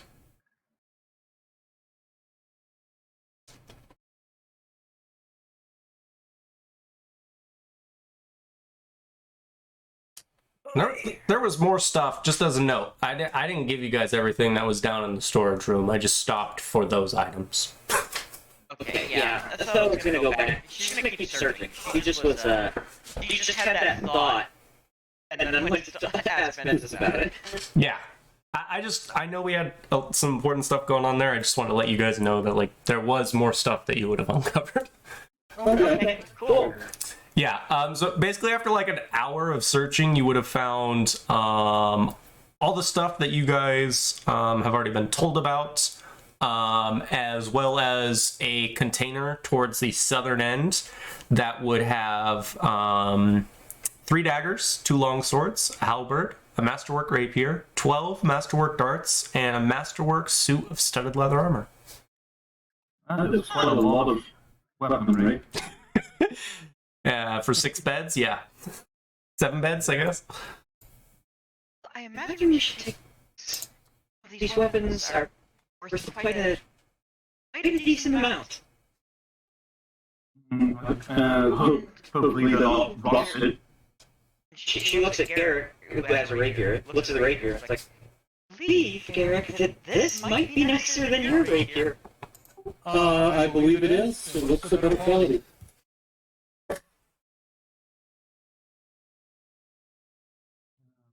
Anyone want to get some masterwork darts to enchant them? Did you just lose someone? Did we? We just lost Owen. I think you just lost connection or something. Rough. Yeah. Yeah, it's fine. We're doing other stuff right now. Sure, I thought I'll take the masterwork darts. She has no ranged option. Also, wait, masterwork. Why would you masterwork darts? Why wouldn't you? I think very carefully. Because you're a Very rich man with no sense of the worth of money. Well, I believe darts are treated as ammunition for enchanting and masterworking and stuff. Yeah. So it wouldn't be like 20 individual masterworks, it'd be like... I thought the darts count. I'm not sure about that with darts. Darts are weird. No, they're a weapon. I did add They 12 might to my be item. treated differently, though, when it comes to the enchanting. I know there's a couple items like that. I think a dart is just a ranged weapon. So you can put returning and other things on the darts. Yeah, they're weapons. Javelin. Yeah, that's true. But they might be treated differently. I know there are a few items like that their enchanting is different than their actual type. I did move the 12 masterwork darts. I just moved a couple and then changed it to 12. Okay. Yeah. Delete the other ones. Yeah, I just hope that darts are treated as thrown ammunition, so they follow ammunition rules for enchanting and stuff like that. Makes sense. Take a look at the arms. I can't use this without risking blowing my spellcraft. Anyone else might find it useful? Technically, Athela could, but it weighs too much for her to read. That's great. I'm, Oh, she's gonna need mithril, okay? yeah. What if you got rid of your, oh, you're already in your light encumbrance, never mind. Yeah. See, I don't think it's better than what I'm using. It'd be a 3. Medium armor. Some parade stuff I had for the party. I assume it's not better. It's actually it's equivalent. AC bonus, better dex, less check penalty. Yeah, I mean, you might as well trade it out. Might as Well, some of this fancy crap I had to wear to deal with that. Yeah, fuck the parade armor. If no one else wants the masterworks out of leather, I'll take that. that book will hand it to him and gesture towards the room to change in private. Yes. There's multiple bathrooms. You got places you can be private. Yeah, there's bathrooms.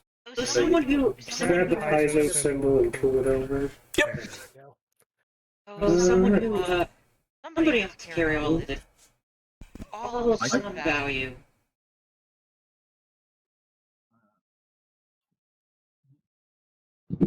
Everything in the storage room? If I can carry the basically the sellable some of the sellable junk, I have decent encumbrance and strength. Take it. Okay. Did you say the daggers are masterwork? Nope. The daggers are normal. Okay. Actually, I just realized. Okay, Athela actually should not be carrying as many darts as she took, so she's going to give back some of the darts someone else is taking if she can't carry all of them and be Well, like, just I'll just take one. If I take the long swords and the halberd, that puts me right at the badge of light encumbrance, so that's what I can carry. Okay. Just tell me how many you're going to get rid of, and then you can reduce your number, and I can increase it. How many should be in the party sheet?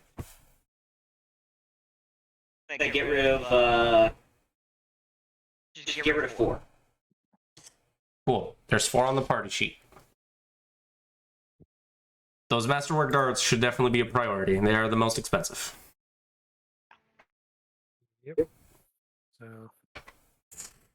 The rest I guess I'll hold on to them. I mean, I think they're simple weapons, so technically I think I can use them. Yeah, they're simple. Yeah, they're simple. Everyone is proficient with darts. Even So I'll take them. Cool. Turn in the party sheet. Feel free to grab them. Why are you not? Gotta be really slow with them, and you gotta grab the peso symbol. Yeah. I was grabbing the wrong symbol. There we go. And there's 4 of them. You can just grab them all. Normally, if there was a big amount, I would just be like, grab 1, tell me how many, but it's 4, so like in the time it would have taken, you could have just grabbed 1,000,000 darts. Yeah, I grabbed them. Yeah, and as you're moving some of these boxes on the southern end around, you find a beautiful fresco painted on the southern wall depicting someone who you would need to read the small brass plate underneath to identify. Read the small brass plate underneath. Okay, roll for initiative. No, you're good. Living wall! Oh no! Living walls are Gelatinous terrifying. tube! Gelatinous tube! This is a different turn from my game we were playing earlier, where you actually have to ask if characters are literate or not. Yeah.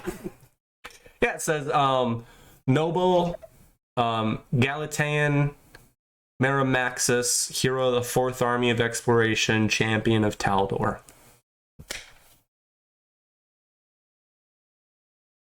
It's behind. Wait. If you want some information about it, you could give me history checks or nobility. About this specific fresco. I will roll. I'll roll my Lord Calvin history. Okay. I don't think I know it. No, but Davlik does. So looking at the fresco and like comparing it to your knowledge, kind of makes some things clear. You can tell this is Merrimaxus's fight with the dwarves of the 5 King Mountains.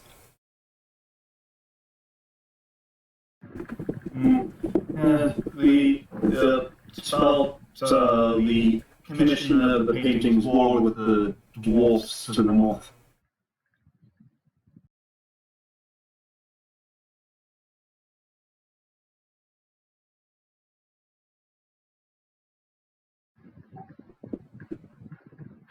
Pretty sure if we had a dwarf, they'd probably be upset about this, though.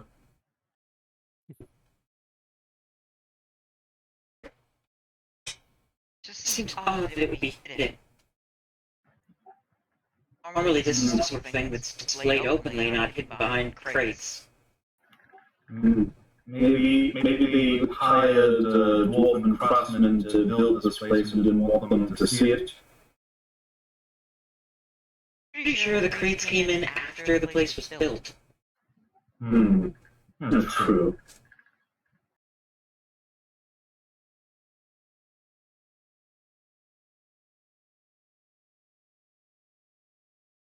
Alright, so we've gone through all, we've actually looked inside every crate at this point, Jacob? Sure. We did not find the power source thingy that Evelyn noted was meant. No. Alright. Where else is there that we find that power source?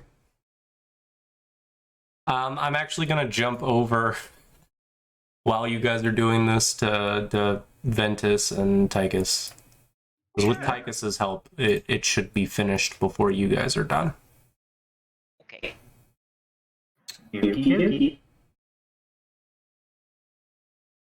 Yeah, as you guys are like looking through this room, primarily, which like a big chunk of the stuff you're looking through is books. You find a book. I don't think it actually gives me the name of it. Let me double check.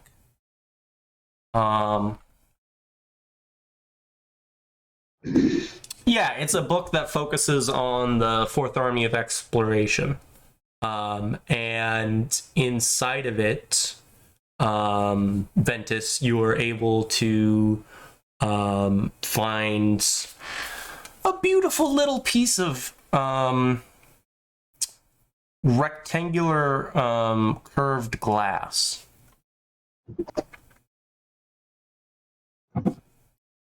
Like a lens? Yeah.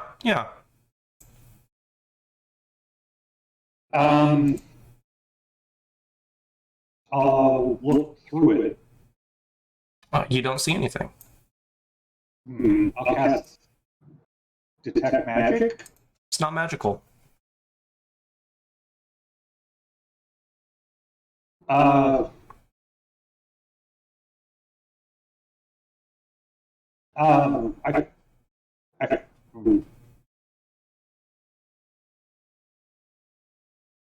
When I look through it, I don't see anything at all, or it just looks normal. I mean, it's hazy. It's like it's not clear glass, but you can like vaguely see the distorted versions of whatever's on the opposite of what you're looking.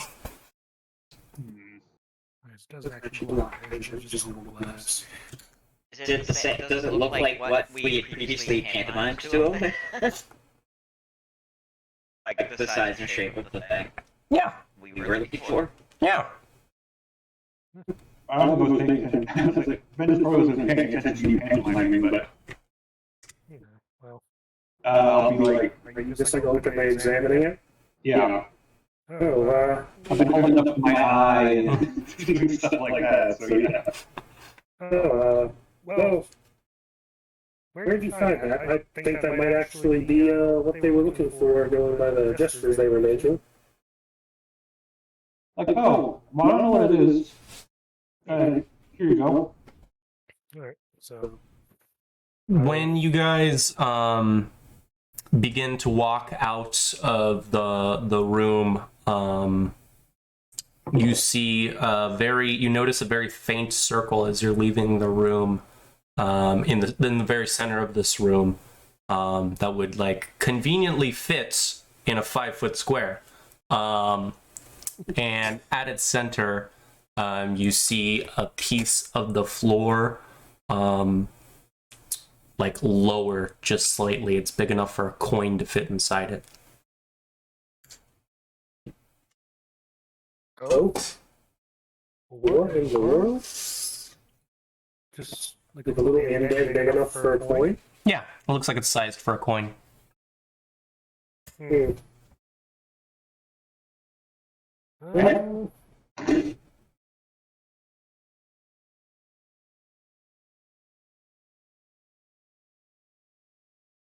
Oh, do you want to call them over before we look at this, or try the other item first, or just want to point it in and see what happens?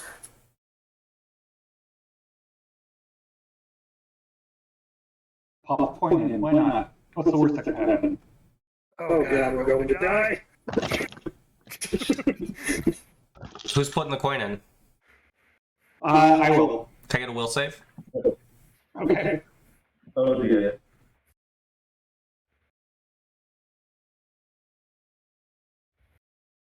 Cool. Yeah, you put a regular coin in, and nothing happens, but you have this it's like moment of clarity, and you like look up towards Tychus, and you realize that there's a key that's secured underneath the desk next to him.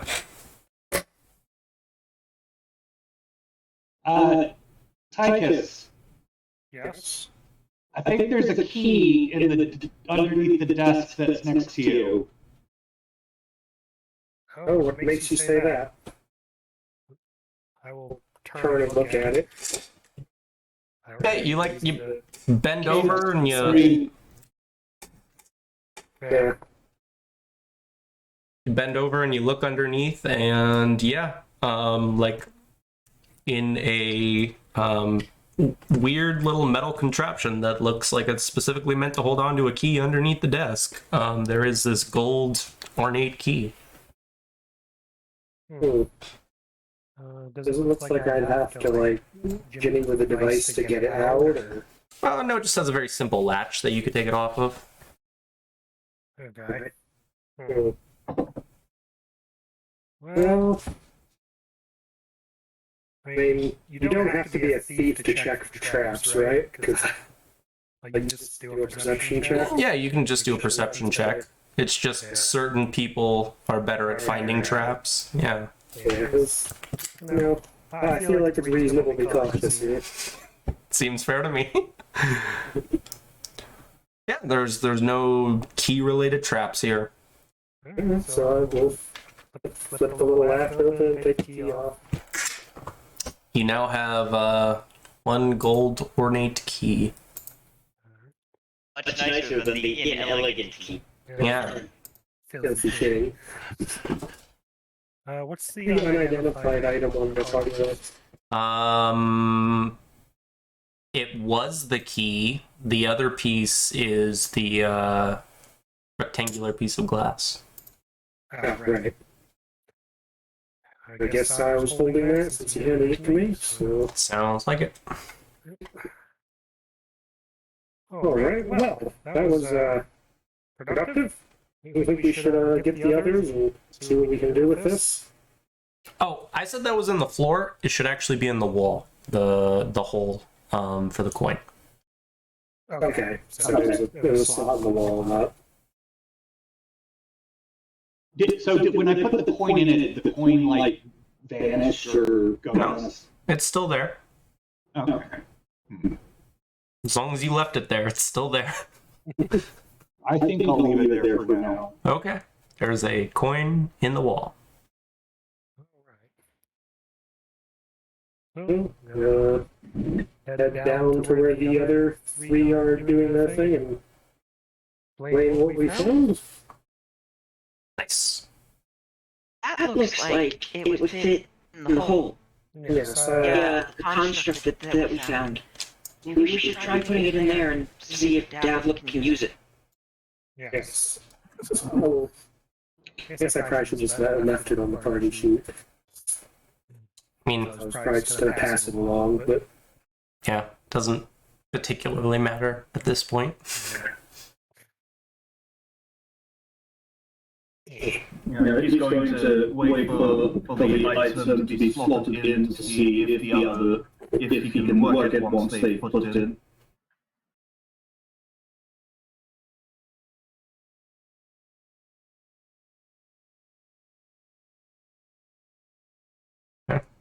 Throwing this bad boy in, Tychus?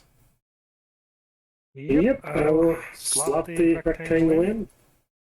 Okay. Yeah, anyone standing next to this fixed crystal ball can look into it. And unlike initially when you found it, where it wasn't usable at all, now you can see a vision of the southern wall in the storage room that is looking at the fresco. And it shows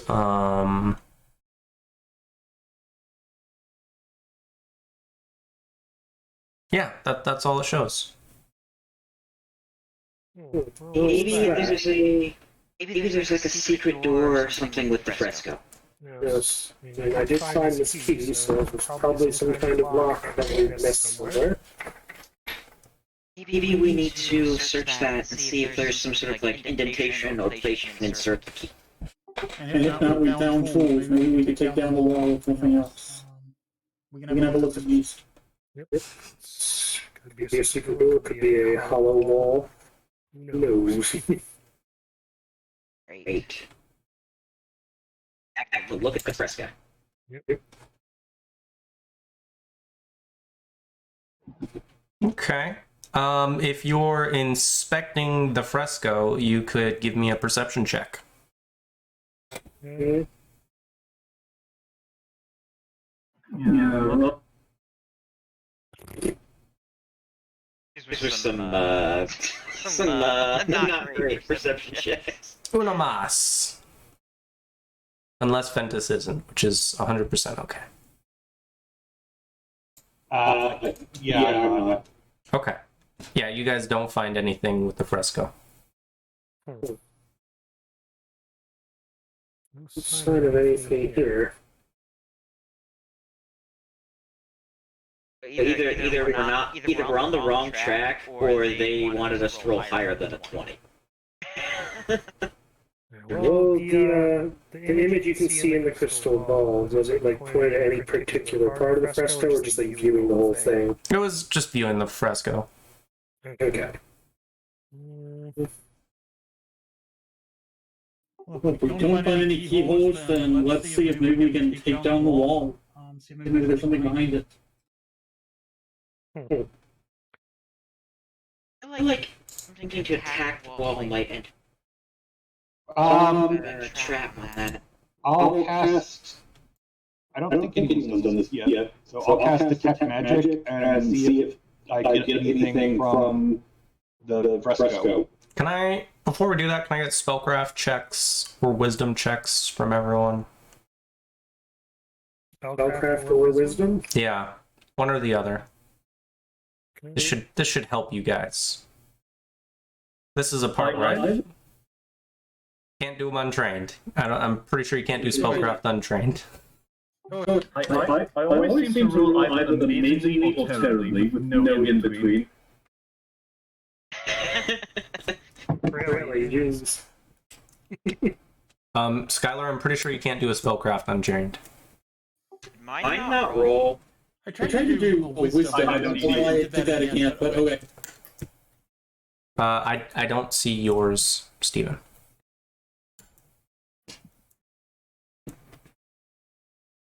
Okay. Well, Kier. Davluk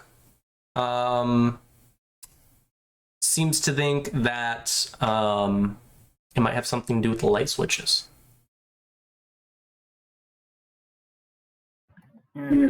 Oh! Wait. door, maybe you have to look at it in the dark. Yeah, you just, one of you find a way to turn off the room, please. I'll use my... Don't worry about whether I can see up. Mother passed me the ability to see in the dark. So you top the top right and turn off the bottom right. Yeah, a fellow will go up and flip the switch. Yeah. Oh, and anyone with light effects should probably leave the room. Oh, yes.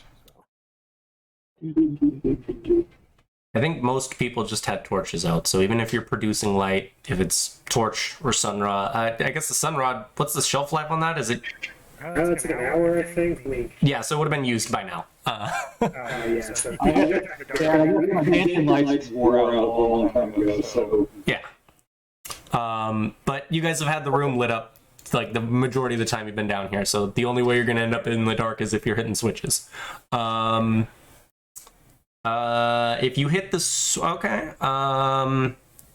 Actually, sunrod lasts 6 hours. Jeez. Oh, nice. So I'll just stuff it in the pouches. Yeah, just put it in something.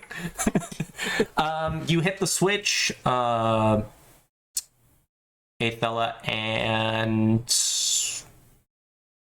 nothing changes. The lights turn off as you expect in the social room and in the storage chamber. But Davluk, there isn't anything different about the fresco. That's why I can't get to the lens. Yeah, that's the lens. Now when you look into the crystal ball, you don't see anything.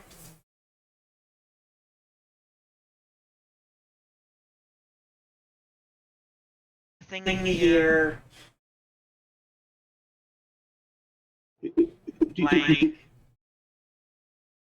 Is there like an image of the fresco that we can look at? No.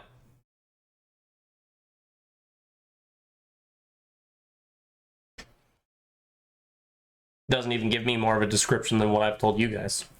Okay. So you look through the crystal, it's just black? Like, Yeah. There's nothing there. oh, maybe because the lights are off. Hey, try turning that light back on. We'll turn off the light in here. Maybe the crystal has to be in the... Yes, alright, so flip the switch we flipped back on to light all the rooms up. Okay. And then you want to turn the tap room off by itself? Yeah. Or? Maybe turn off the tap. Okay, so you want to turn the bottom left switch to turn off the top left and the top right while leaving the bottom right lit. So at the end of the bedroom to do that. Relay the message to Ventus. We'll do a little around the switches. Okay, Ventus, you hit the switch, and now lights are just on in the bottom two rooms, and you still can't see anything, Athela. So I'm wondering if either we need to turn the lights on in every room except the one with the fresco, or vice versa. That's the only one with the light on in it. Yes. It might be the light needs to be on in the top left room to also power the crystal. Yeah, it could be. So what do we want to try to aim for first? So wait, right now you said the lights are The top rooms are off, the bottom rooms are on. okay. Because I've actually been trying to track this. So let me Would it help if I actually gave you the numberings for these rooms, because that's how I'm keeping track of it? Yeah, I've got it on a grid right now, so the numbering might be. Yeah, so starting bottom left and moving clockwise, it's 1, 2, 3, 4.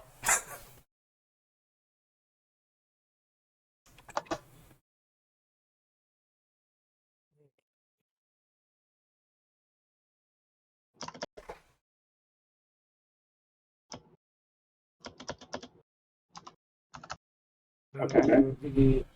Switch in 4 only turns on 3, so we could get that to... No, the switch in 4 turns on.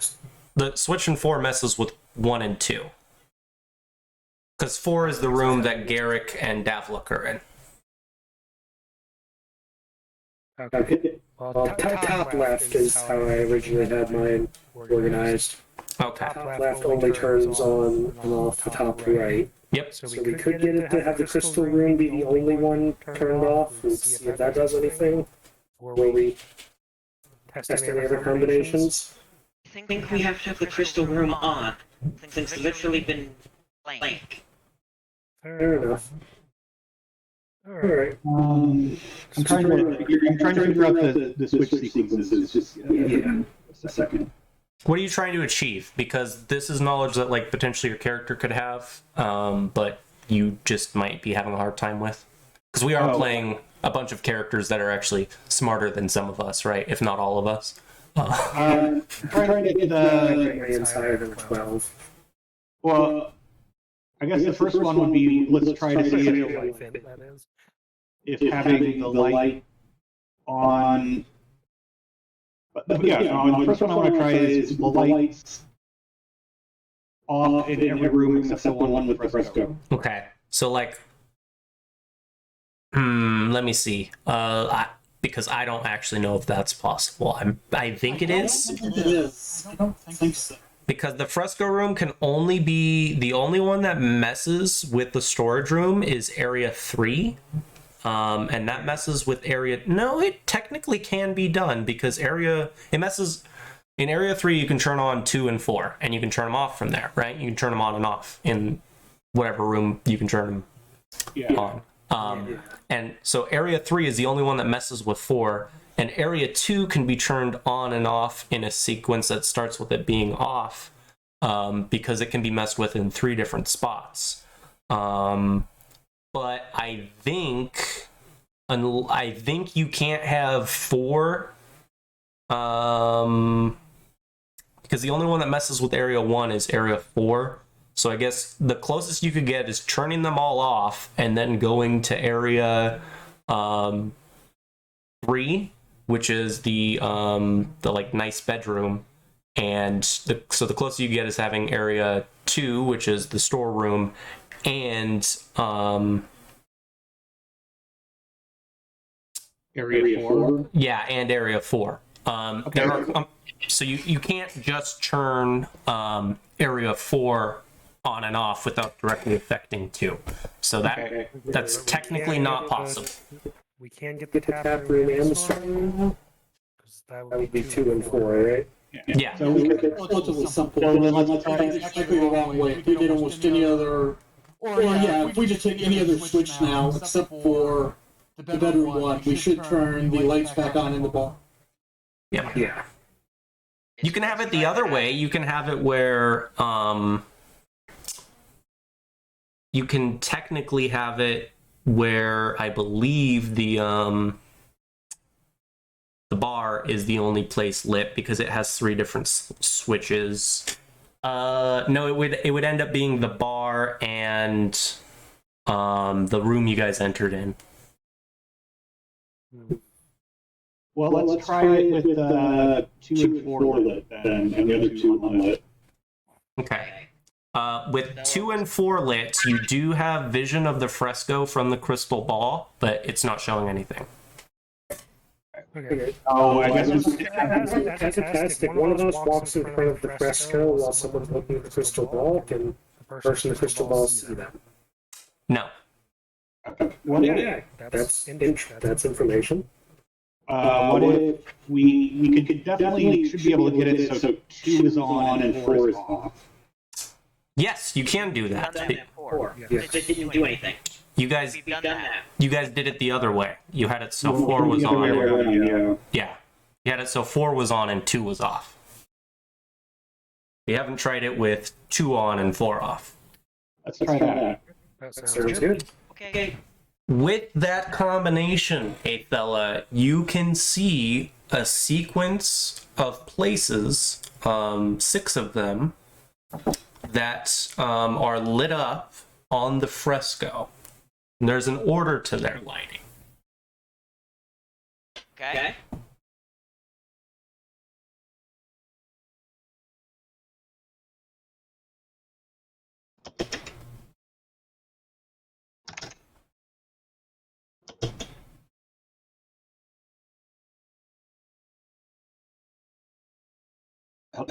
Did Did you what? Oh, I think I hit a short keyboard shortcut and turned off the voice chat for a second. Oh, okay, nice. Did you say anything to us we should know about? Oh no, I was waiting for Athella to. I didn't hear what Athella said, so I was gonna. Or what you said to Athella, rather. Oh, I told her that once the light's on in the bar and it's off in the storeroom, that she sees 6 places light up in a specific sequence on the fresco. Right. She is going to go back. Say that. There's a series of places to push on the fresco. They lit up when I was looking through the crypto ball. Try pressing. Nothing happens.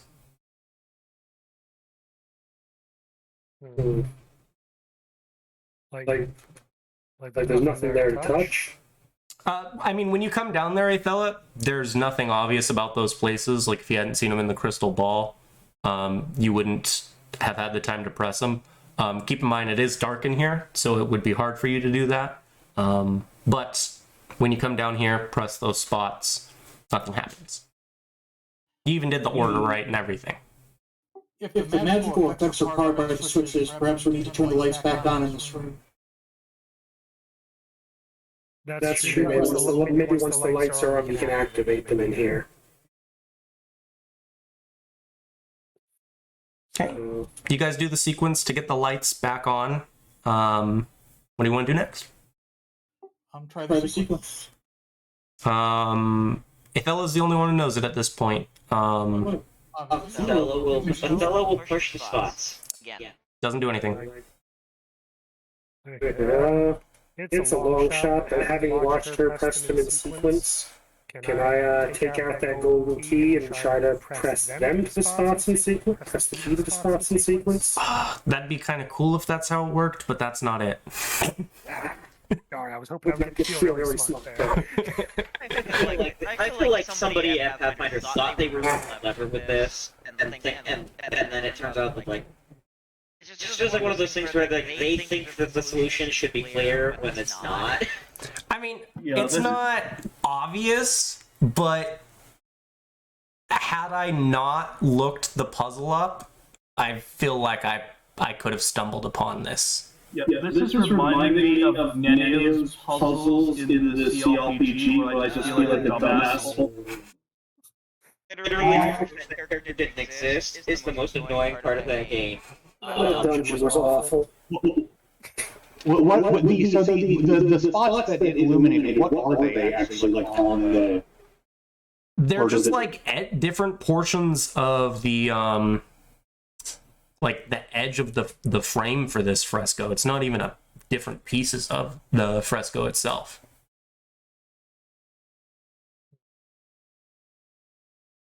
It feels like a long shot, but maybe like we can check up in the other the fancy room and see if there's anything on the wall behind the shelves. Like maybe it's just reflected on the other wall. I don't know. I'm kind of spitballing here. I think that seems too complicated. I'm out of idea.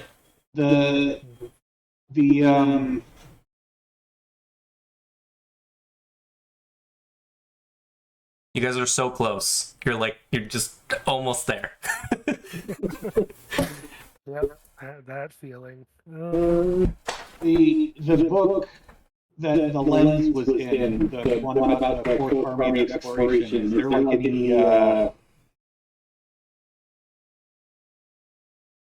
anything in there? Not that would help you with this. Maybe the crystal ball is sort of like a mirror. Maybe it's inverted, or maybe even in reverse. That's interesting. That's true. Maybe try entering it backwards. Right from the last to the first again. Okay. Again. That also doesn't work. Like, when you say you can see these things with the crystal ball, like, are they like numbered on there? That's how you know the sequence? There's like a color chain or something, or like how are they labeled in the crystal ball vision? They like light up in order. I was thinking maybe numbers corresponding to the switches, and then we had to like use the switches in that sequence. No, it's just like a soft glow that goes through this pattern pretty quickly. Okay. And the room, maybe this might be important. We know it only activated. She was only able to see it when it was in darkness, when the other room was lit up. Keep in mind, currently this room is lit up while you guys are trying all this.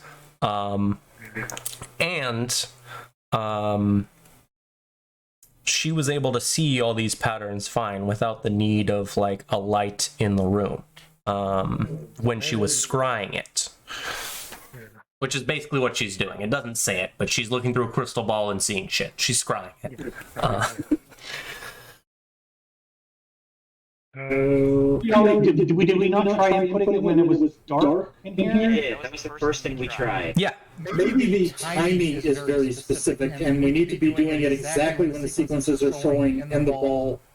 Yeah, we did try doing the inverted pattern in the dark, though. Both of those are good points. The scrying room while we input it? Oh.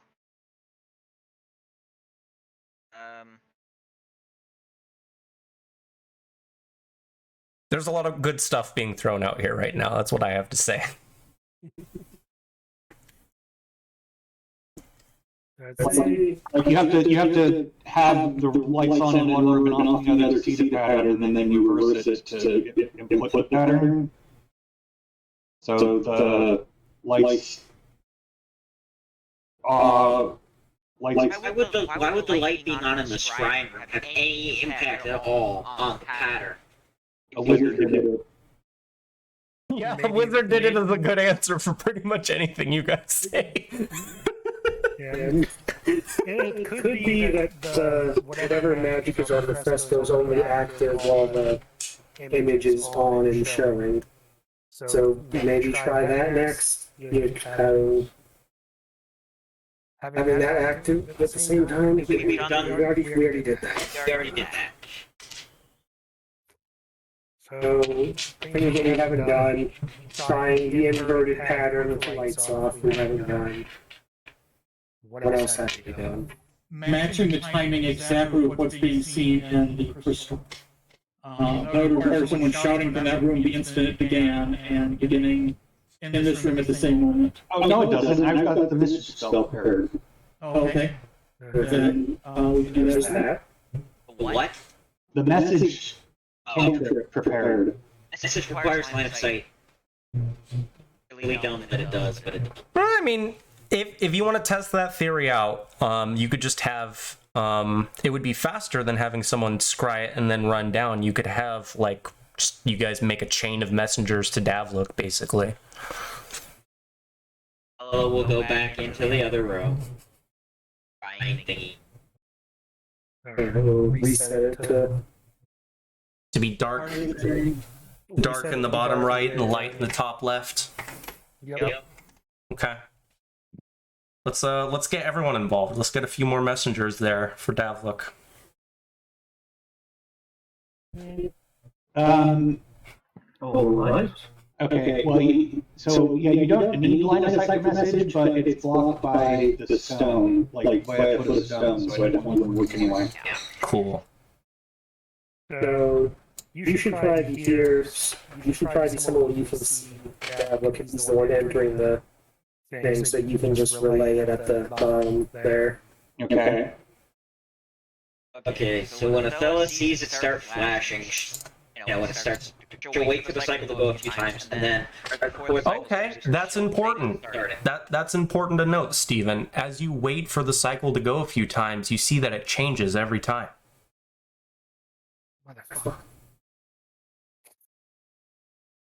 Oh. Okay. That's a new wrinkle. Okay. Cool. It's just something random each time. It's never the same. No, as you let it play multiple times, it changes every time. You'd still be, if you want to, you'd still be able to relay the information to people. Yeah, we gotta enter it before the pattern changes again. Like, is there a pause before it starts the next sequence? Yes. Okay, so So she will relay the pattern she sees if she can to the group. Okay. Yeah, as you like relay the first pattern, Davluk puts it in. You see it light up faintly, Davluk. And as you get the rest, of the pieces, as everyone chains these descriptions to you, I'll tell you guys exactly what happens, and then we'll probably go ahead and take our break at that point. It's so great that my comment that Adela was just going to watch it a couple times so that she'd get the timing right. And say when to start. It's a timing thing. Like, as soon as Skylar said that, I was like, thank fucking God. And then you brought up you were going to watch it a few times. I was like, they got it. It's happening. Yeah, it's just those moments when you feel like an idiot when you can't figure it out are really frustrating. And then when you figure it out, it feels better. So it's one of those awkward things. Yeah. This has both been really cool and really frustrating at the same time, this session so far. You know what I mean? Yeah. I actually enjoy this kind of thing, so I don't really find it frustrating. No, I'm just saying it's been cool. It's just also frustrating when you can't figure it out. It's like, your juxtaposition. Once Davluk touches the Once Davluk touches the 6 correct areas in order, it causes the fresco to split open, revealing a hidden compartment beyond. You see a small bag lying in this crevice. It looks like it's being weighted down by coins. Can I get a spellcraft?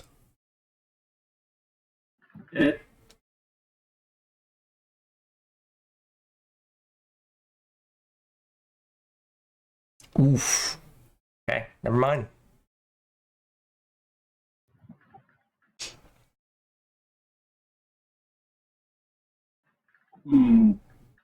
Okay, so he says, seems like I found a bag of coins, he says, but I'm not able to there's definitely magic around it, but I'm not able to discern it. Some assistance would be much appreciated.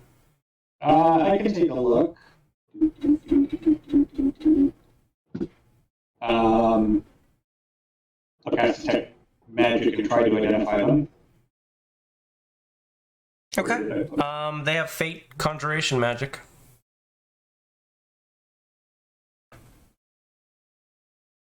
Do you want me to roll spellcraft or not? Yeah, if you want some more information about them, I will point out that they do have the Voritas family seal on them when you open the bag. Oh, so they're probably okay. That didn't probably help. It did not help. But they've got the Vortex family seal on them, so they're like similar to the badges we're wearing. Yeah, they have the same seal, and yeah, that's what I can give you. Well, you did find a place that seemed sized for a coin. Yeah, That is true. That's true. Good one of those in that slot. yes. There are 20 of these that I've just dragged in there. They're all in one item, but they say, coins 20 on them. Yeah. Yeah, that's a good idea, though. With the coin slot, maybe. Yeah. Perhaps check under the bag any kind of pressure plate before you decide to remove it? Oh, we're beyond that if they've already inspected the coins. Yeah, let's Alright, we didn't. coins into the slot. It'll That is a good thing that got pointed out by Damien, though. In the future, you might want to make notes of those things. Alright. It's all Good good this time, it's fine. Yeah, so I think that seems to be the thing. Try it in the coin slot.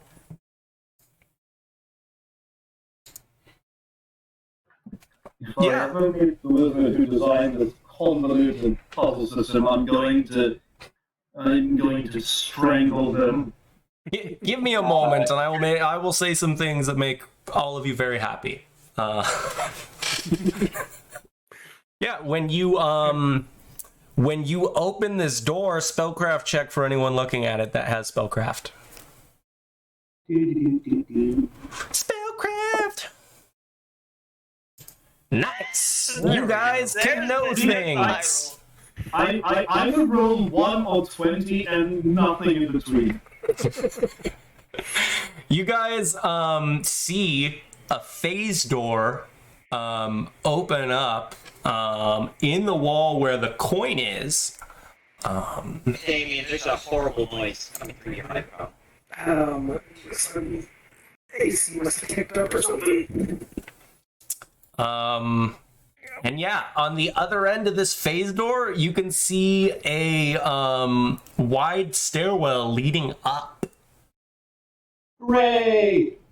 Oh, thank God. And if you guys want, it's not going to be spoilers, so I can actually give you some insight into the logic behind this room if you would like it. Please do. I'm really curious. Only if everyone's okay with it. Oh yeah. Yeah, I want to know about the person I want to find in the afterlife and murder the shit out of. Okay, the guy who created this room made it a really, really long time ago. We're talking centuries ago. And he was a big fan of the 4th expansion. That's why there's a bunch of stuff related to that around here. And he hired a transmuter to do all this. He didn't hire people to dig this out. He hired a transmuter. Okay. And he said, I want the only way for people to get out of this room that I'm going to bring myself and all my aid in case the Whispering Tyrant's agents, his loyalists, try to kill us. He said, the only way I want us to get out is if me or one of my blood-related family members touches this portal. And the transmuter was like, you're fucking crazy. So I'm going to leave some ways that aren't obvious to you that people could get out of this room. And that's what you guys just used. Oh, so we found the emergency exit that the transmuter put in so that people wouldn't get effed if they ended up in you. Yeah, because this guy was insane. You're unbelievable enough that the asshole who made this wouldn't notice. Thank you, honorable mage. Okay, you no longer want to murder that mage, well, here. Okay, so I'm going to hunt down the Voritas head of the Voritas guy in the afterlife and then resurrect him just so I can strangle him. Yeah. I'm just sitting over here like, yep, that's some Pathfinder Adventure Path crap right there, where there's one specific guy that was like, I don't want you guys to die, and that's the only reason you guys can make it out of this. Okay, well... Just go to Pharasma and say, where's this motherfucker at? I'm gonna kill him all over again. So just a question, since Damien has to even 8, what is the plan? Ooh, that is a good point. Because you're gonna have to leave here soon, aren't you? I'd rather not lose the party. I'd rather not stay without a party member at that point. Yeah, I'll stay until my ride actually gets here. So, if everyone is okay with it, I would say instead of doing a proper break, if you need to step away for a few minutes to use the restroom or get a drink, we do that and then just continue. But that's only if everyone's okay with it. Yeah, I'm fine. That sounds I'm okay with that. good to me. Good. So let me use the bathroom. Yeah, I'm gonna grab some water and then as soon as we all get back, we'll just start right away. Yeah, I'll be back in just a moment. Okay. I will see you guys in a few minutes.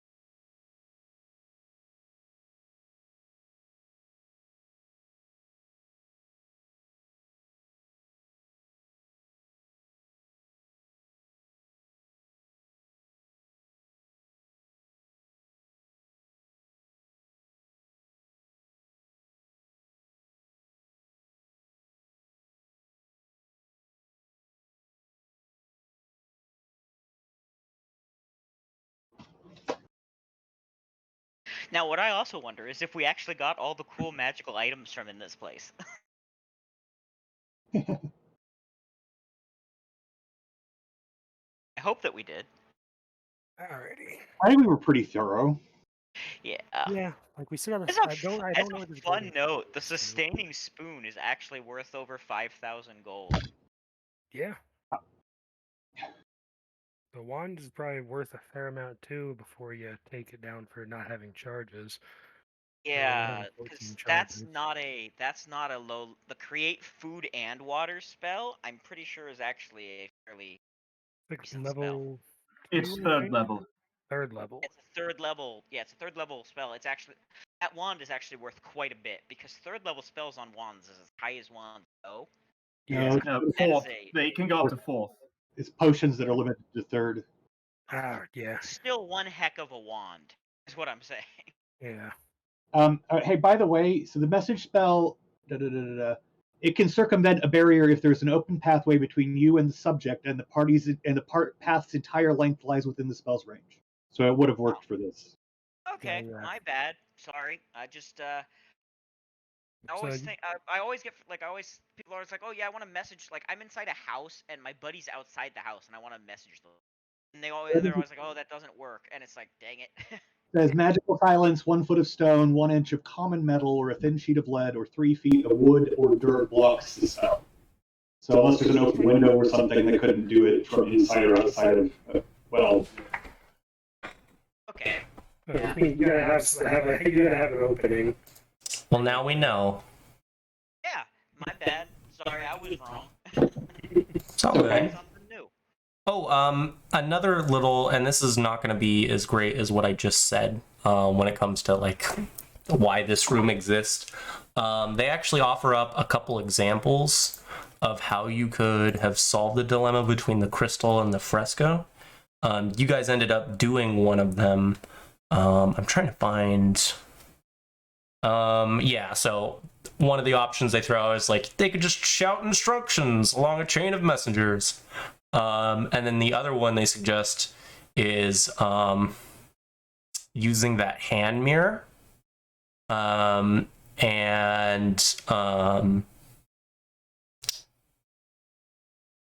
Having someone use the hand mirror from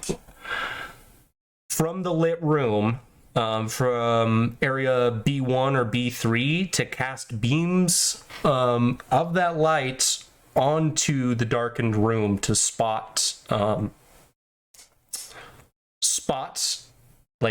directly spot the places that you could press. So there was a way that you could do it as long as the scrying room was still lit up. There was a weirder way that they recommended you doing it, but they did leave some stuff in here for me that I could tear apart if like you guys were having a hard time with either of those solutions that they brought up. There are some other less obvious ways you could have done it, even though to be honest, like I think you guys did the easiest way possible. Yeah, that makes common sense. Yeah, what's up, Steven? What was with the fake wall? In the dining Mm, room. I'm I'm just curious why that was there. I'm not gonna answer that one. Sorry. Why?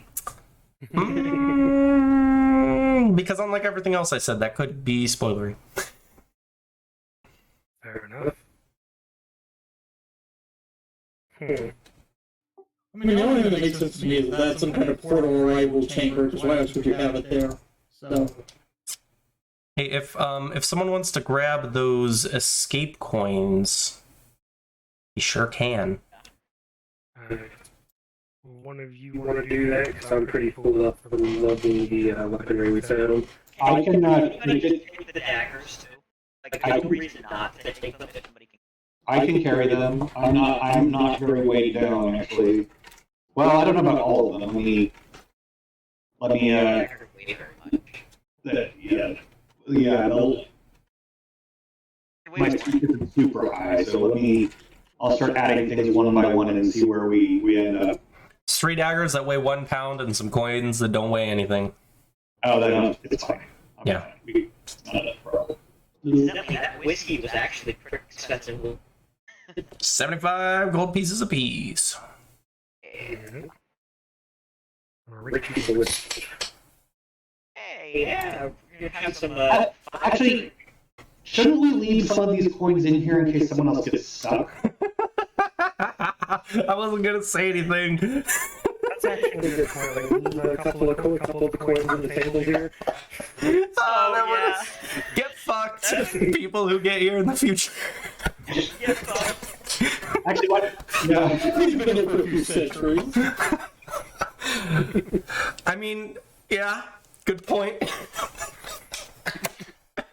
Yeah, let's leave 10. Okay, take half the coins. That's fair. I'll just edit their name because it's in their name that it has the amounts. Yeah. Maybe, does anyone have a pen and paper? We could write a note.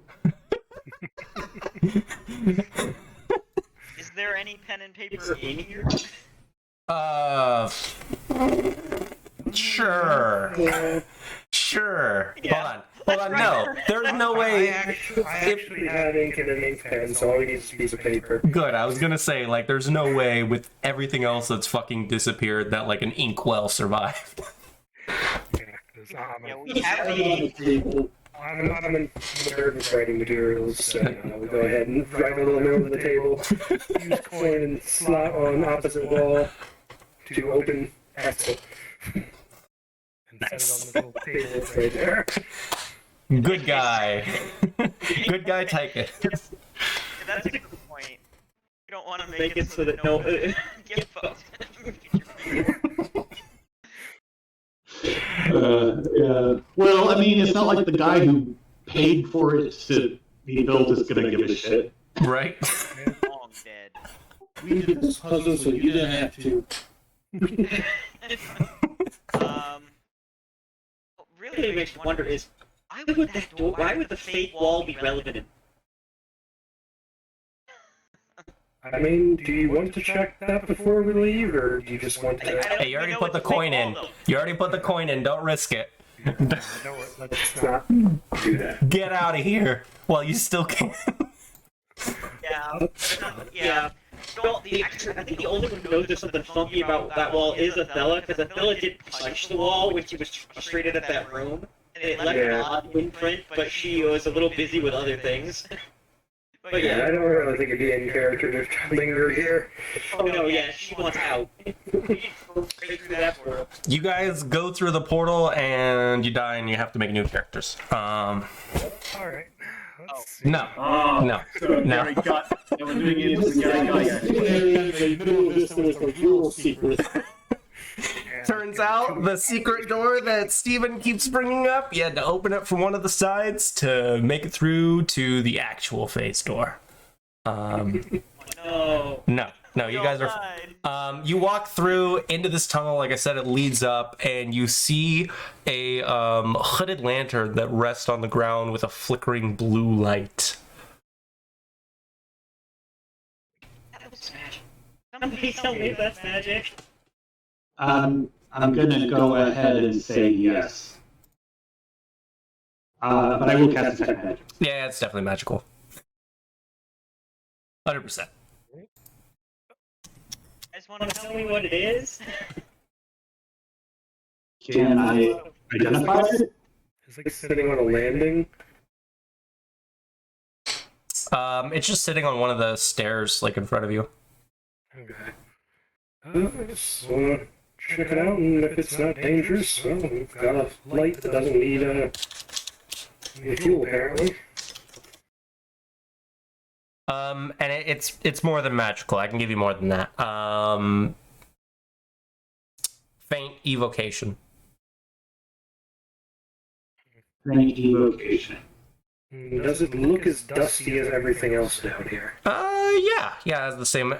This hallway is just as dusty as everything else you've seen, and so is this flame. Good to know. Guys, trying to figure out what it is? Spellcraft. Okay. Alright. gonna be a 1 or a 20. Oh, here's something I've never thought of. I assume it's the lower one, but I'm curious if any of you know. If spells are involved, does it go off of the lowest caster level possible for identifying, or does it just go off of the higher? It should go off of the list. If the spell item doesn't have a listed caster level, it's usually assumed to be the lowest caster level possible to cast the spell. Yeah, baseline items in the book are pretty much always at the lowest No, caster level. I know it works for the items. I'm talking about spells. You're identifying a spell effect. This isn't magical on itself. It just has magic on it. Then it should be based on whatever the caster level was, but they probably didn't tell you that. No, they have a really bad habit of not doing that, so that would make sense. We do have a 24. Yeah, no, you guys are going to be able to identify this with both. Like, both of you would know that this is a hood lantern with a continual light spell on it. Yeah. Handy. That lets them know that there's probably tunnels. Oh yeah. Well, let's hurry up and let's hurry on and oh, assuming we get out of here, we have one hell of a story to tell. Whoever's walking up the front should probably grab the lantern if we're taking it with us. Like, does it move? Is it like attached to anything? Nope, just a hood lantern. Alright. Dual flame spell on it. Anyone object if I take that since we're probably walking near the front? No. As an aside, please keep the fact that I'm a dump here on the down low. Like, it's not something I want most of the people at all being aware of. I don't think any of us were planning to blab about it. Understandable.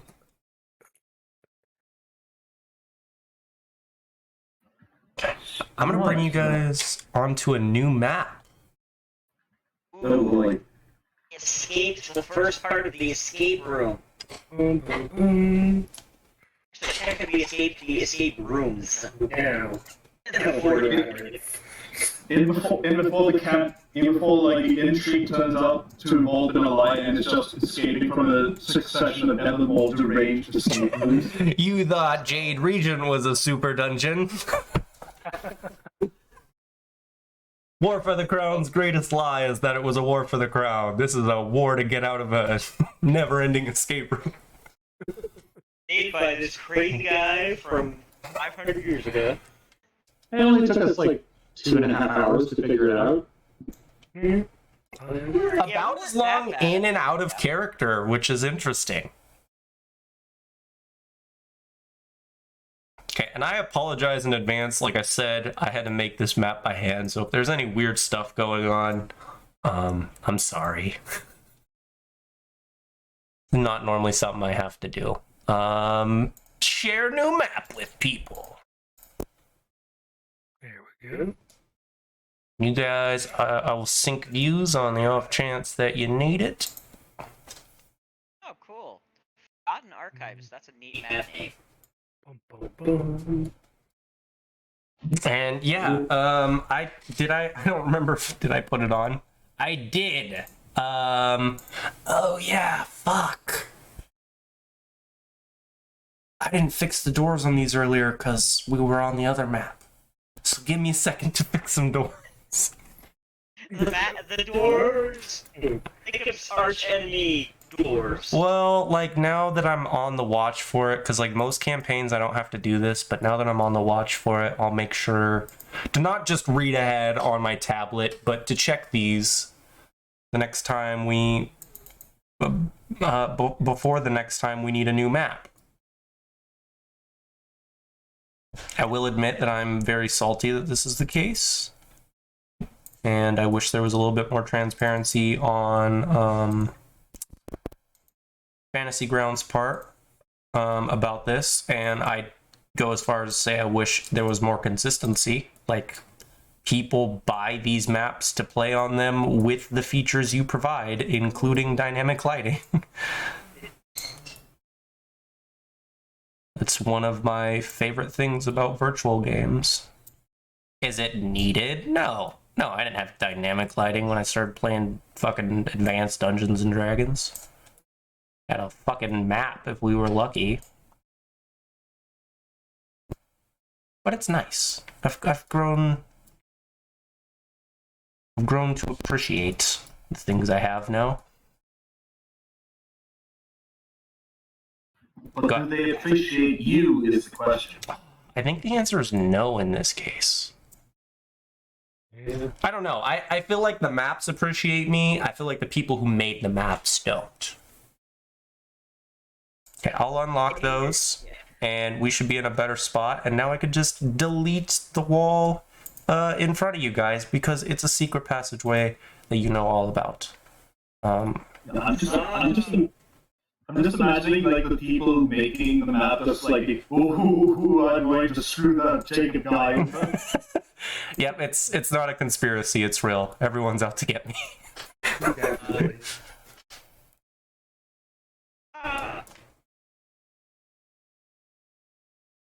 Yeah. Now we get to do a little. I'm not even gonna do all the walls right now. If I did all the walls, it'd be a pain. But I did enough, or all the doors. But I did enough that we can do what we're doing. So as you walk into this hallway that seems to wrap around north in either direction, you see chiseled stone statues of Taldan phalanx soldiers standing atop plinths in the outer corners, visible from any point in this ominous hall.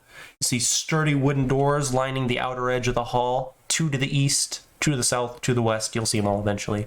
And a single large door that you'll see a little bit to the north. I do think we're below the Senate chambers, because they put the Senate all over other buildings.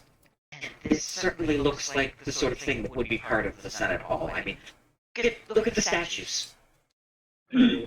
True, but let's not get too far ahead of ourselves.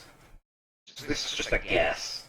You also notice a fresh corpse on the floor. Okay, that's probably a bit more conclusive. Yeah, okay. It slumps over around the corner. Which corner? To the right. To the east, to the east. We should inspect. I'll try to like peek around the corner. Initiative. Okay. Everyone choose a square. If 3 people in 1 square, you can't do that. No. That look is between squares. Okay. Well, I was the first one to head over. I was going to peek around, but it's initiative. Yeah. It's a timing thing. I mean, yes, it's based off your actions, but it's a timing thing. Yeah. Hey, a fella actually, despite rolling not well, goes first. Noise. I don't have that up anymore. I should probably turn that. Never bad idea. How do I remove effects? You go into the combat tracker and hit the effect button, and then hit the trash can. Ooh, chunk? Where'd the chunk go? Okay, there's the chunk. Ooh, this is rough. Yeah, we'll start at the top of initiative with this thing coming out of the wall. What the hell?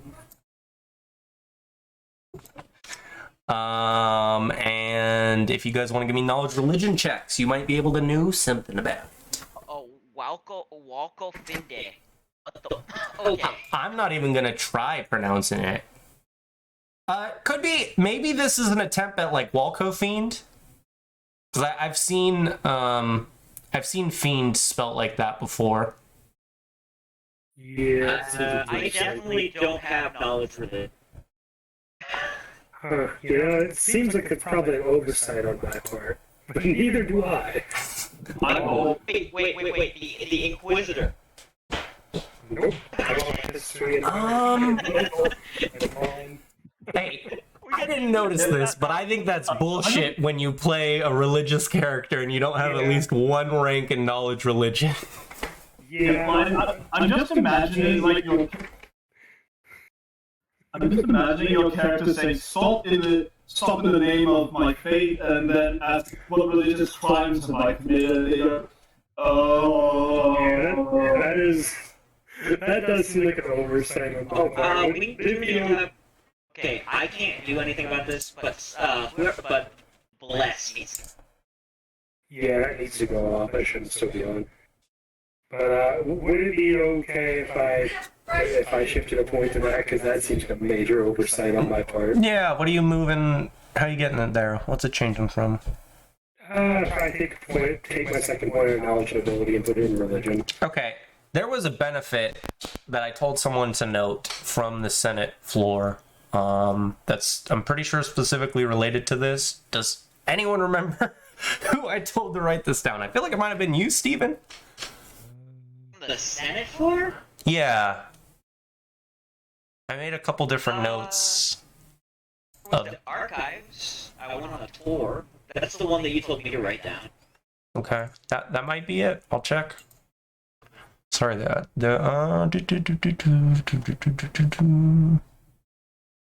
maybe it had something to do with the Duke. Just to make note that you told Evelyn and I to make sure that we noted down that we had specific influence Aaron Nicholas O'Kara. And you told me to note that I had influenced Lady Martello Gloria. This is the one she told me. Tychus had been the one who got the favor of a judge. Judge. On the Senate floor. Yes, I got that ring from him. And that he had attracted favorable attention. Judge Dardus Mercinian.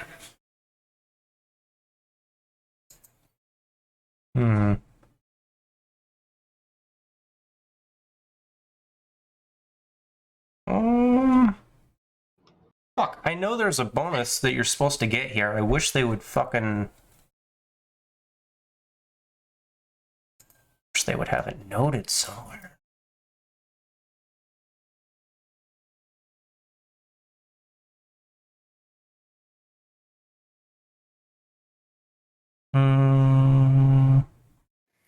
I don't know where it is off the top of my head. I know it's something you guys are supposed to have, which makes me feel bad about not having prepared this shit. You guys okay with giving me a minute to like look for these? Sure. Yeah, it is. So I think it's actually like decently important. Not that you guys can't make it without it, but Is it okay if I shift the skill point though? yeah. What are you moving it from? From knowledge local to knowledge religion, because that definitely seems like I just brain farted there. Yeah, that's fine to me. When we realize that our religious person doesn't actually have a rank in knowledge religion. Look, man, the Church of Abadar, they don't actually really teach you much theology. They just have you read law books all day until your eyes start to bleed. That sounds right. The sad thing is, I can believe that. Isn't their holy book like literally just example laws for of the church's favorites from a lot of different countries or something like that? Something like that. Abadar is... Just say that. And there's a reason I chose to have him not remain a cleric of Abadar, just because I don't think I could play that character without wanting to. Yeah, they don't sound fun to me personally.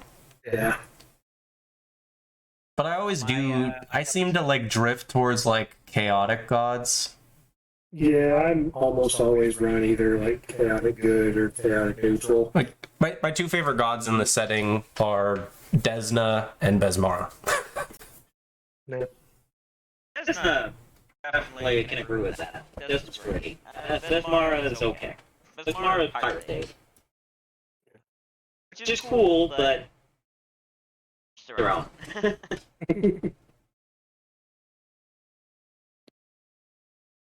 Okay. Yeah, God, I feel bad now that I found out what it is. You should all have one higher initiative. Oh, just like permanently? No, specifically for this encounter. And What yeah, was that? it's 100% from the Imperial Archives. It's for the first threshold. This knowledge provides the PCs with a +2 bonus on perception and initiative checks involving the Volkofiend undead. Oh, okay. Well, I don't think that it would actually. It's yeah. That's why I feel bad. It's because as of right now, it doesn't change anything. I'm guessing this thing rolled really well on its initiative check. It got 23. Okay. I guess it's really high dex. Or the both. Yes. Oh, it has improved initiative. Also. All of the things. Yeah. With that, do you want to throw out your new knowledge, your newfound knowledge religion?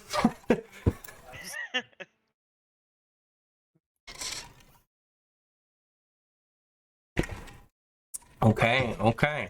Yeah. I'll give a little description, a little bit of information for you guys. You see the torso of a humanoid figure with jagged claws that extend outwards from a wall. Its features patterned with the texture of the structure around it. And I can give you a blown up image of it. Very phantasmal. Yeah, remove the blasphemy. Oh yeah, I can take care of that real quick. I mean, Realistically, I might just pass for that, but it does look ridiculous. The one from multiple hours ago definitely is expired. Yeah. Sadly, I don't have the mythic feature that makes my buffs last 24 hours. Mythic, you. Okay, so this thing looks incorporeal. That's fun. Might not be able to hurt it. Oh, I think we might actually be in darkness down here too. Yeah, so the only light you guys have down here is your own produced light. We have the continual light source that's being held. That is a hooded lantern, as a note. Yeah. So it only points in one direction. Fellow would have lit her torch again. I have all your guys' lights on you from earlier, so until like I can always yank out my soda out again if I need. I just stuff it in a pouch and they apparently last 6 hours. yeah, which is great. I can give you guys a little bit of information about these. Obviously, they're undead. You guys can all know they're undead. It's fine. They can see in the dark. That's a pretty common thing.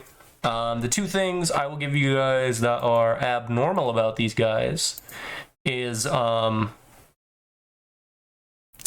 they if they remained in a sealed chamber, they regain HP over time in like increments of hours. And if it's fully enclosed, if it doesn't have any natural exits, it regains HP a lot faster. They can go through walls, which is important, and part of that is because they are always tied to a specific like place. Normally it's like a portion of a building. It's not normally an entire building. So it could potentially just be the wall that you saw them come out of. They can't get too far away from the place that they manifest in. They're bound to it. Okay. And I do have it shown as being outside, but it's technically in the wall right now. So you would need to be effectively 1 square above Garrick, where I have the Volkofiend to hit it. So it's actually in the wall that is like bordering there. Yeah, It leaves the wall to attack Garrick, which it might. it could. Or Davlik. We don't know. Could attack either of them.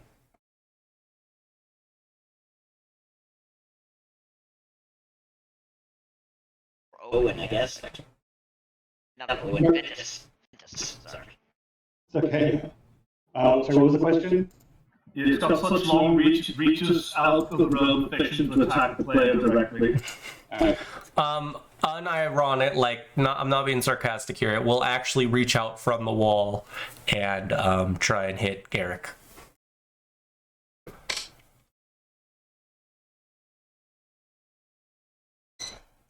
But it's not particularly scary. It's a little scary, but it's not that scary. Oh god. Oh god.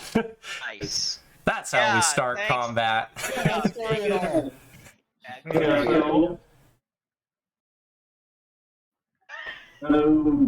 Okay. We see the Woko Fiend reaches out, catching you all by surprise. And it lashes out at Varric. Except for I cheated, so that's not true, and you can heal yourself. You forgot the flat-footed. I didn't put you on flat-footed. So, statistically speaking, Garrick should be fine. Yeah. Oh boy. Jacob's a cheater. Easy fix. Close. Oh jeez. Garrick needs to heal over. It nearly did it again. Close, but no cigar. Okay. Yeah. We can move on. He's still standing there. Yeah. Okay, Athella's going to move. Athella's going to move here. Okay. And then Athella is going to... She saw it attack Garrick. Saw it attack Garrick despite it being not right next to Garrick. She thinks she's in the area it threatens. She's going to attempt an acrobatics check to move at half speed to get up next to the wall to attack it. Okay.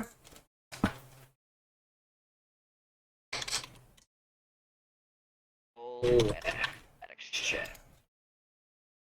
Throw her out there. She's gonna daring do. Okay.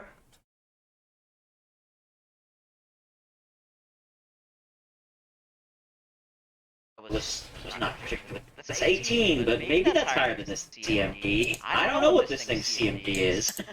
I have not checked up to this point, but I'm pretty confident that's higher than it.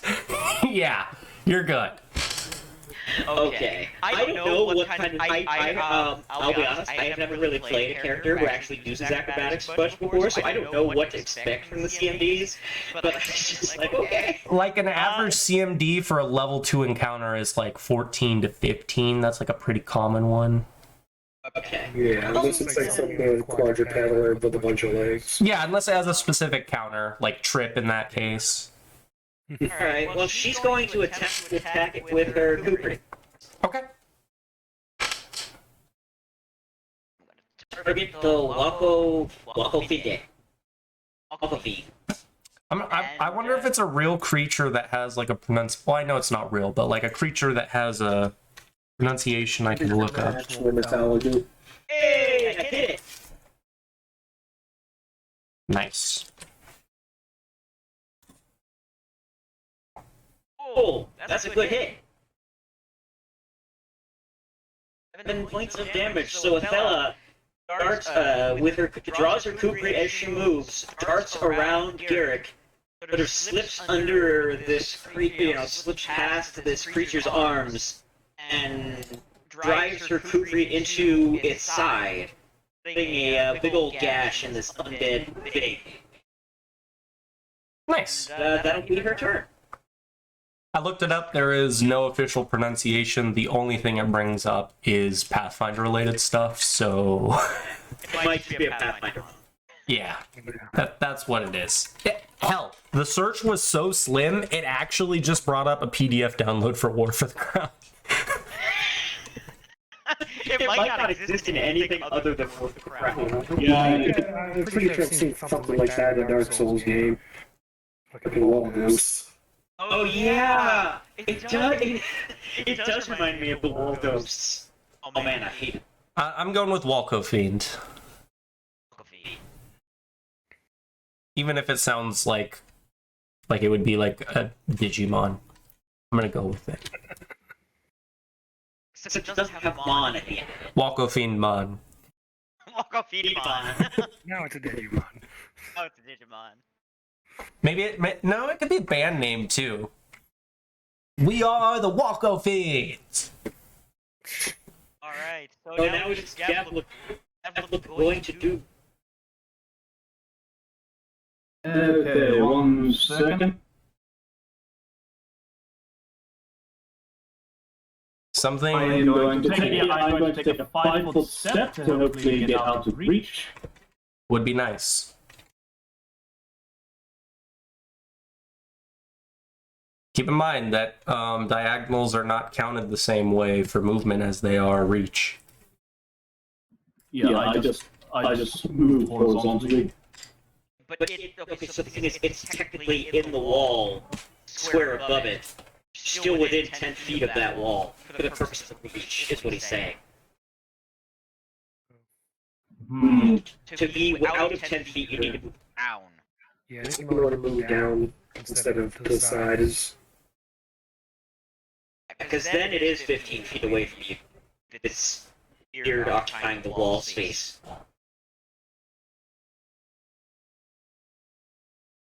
Yeah, they actually put it in the wall, and I'm like, this better not be the fucking reason you didn't do the whole map. Might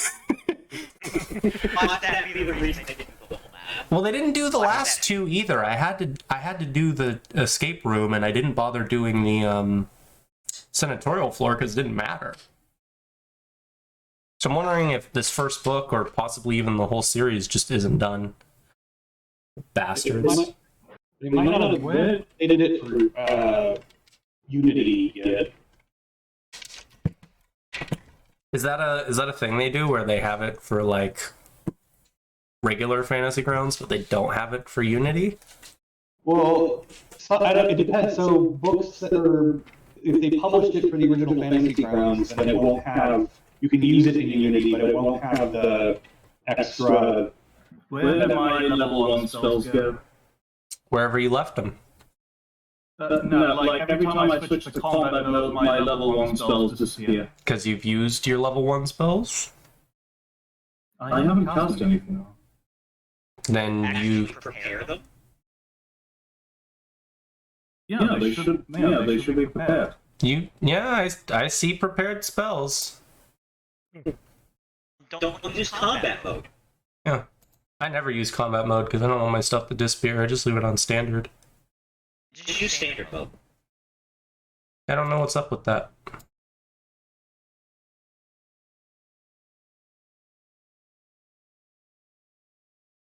Okay. You keep hitting snowball. sorry about that. I just I had marked off my stuff. He's talking about Davlik. As a note, even when you don't have it, there's some weird going on with your spells right now. I don't know. You keep changing the casting number on it, don't you? Yeah, I'm trying to find which. I'm trying to remember which one was the PFRPG version. Okay. Well, it says you have 1 out of 5 spells prepared, but if I look at your spell slots, you only have 1. So I imagine that actually has something to do with it. Yeah. You don't have the appropriate amount of spell slots dedicated to it, but you already had spells set to prepared, so it's getting confused. So you just need to set your spell slots to the appropriate amount that you have. And that should help. Okay. Why would I do that? You open up your caster on your actions, and then there's spell slots, and you just change the number to whatever it's supposed to be. Was it 4? Is that what you're at? Yeah, it's supposed to be four prepared and 4.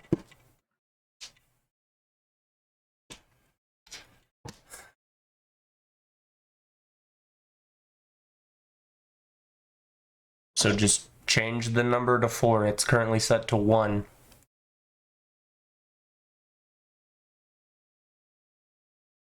No, that's you adding a new spell and calling it 4. You need to click the microscope next to your wizard, where it says Wizard Exploiter Wizard. It says your caster level's 2, and there's a concentration check button. You hit that microscope, and then you should see stuff to adjust your spellcasting class, not just your spells. And one of them will be spell slots.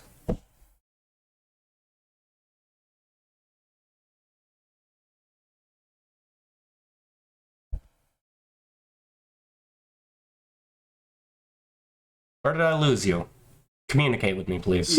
Yeah, I don't see anything for spell slots. Just level, base DC, ability, spell penetration, and concentration check. It's right above base DC. It's just a row that says level, and it has all the number of spells you could have.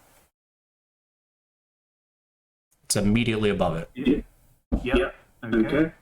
You have both of them set to 1. You need to change that.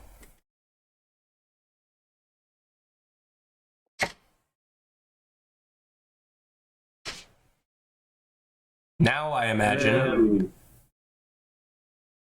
that your problem will be fixed if you unprepare to the appropriate amount, because you have 5 prepared right now when you should only have 4. You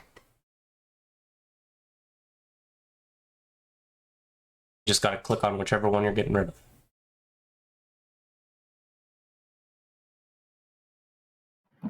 Okay. Now I assume it'll work appropriately. If you go to combat mode.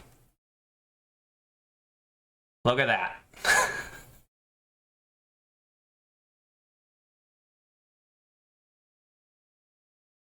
That's a new problem that I know how to fix. I've never had that happen before. We defeated a new boss. Right? Innocent ground unity. Well, Spellcasting. I mean, really, the boss was ourselves, right? Because it was a user error. Yeah, but I was trying to be funny. Okay. Well, you didn't target him, so you're going to re-roll. And I'd love it if you tell me what you're doing. At least while you're doing I'm trying to cast Snowball at the monster. Okay. So, target him, and then you can do it. I think we're both in melee and he has cover. That is true. So, -8.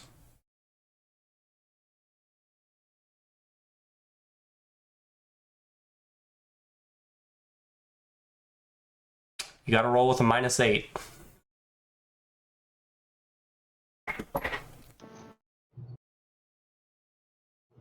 There we go. Okay. Look a snowball over at him. Probably hits him. It just doesn't do anything. Hits the wall, probably. The wall he's stretching out of just ducks into it. When hitting the wall and the monster is basically the same thing, what do you do? Okay. Just end your turn. You're good.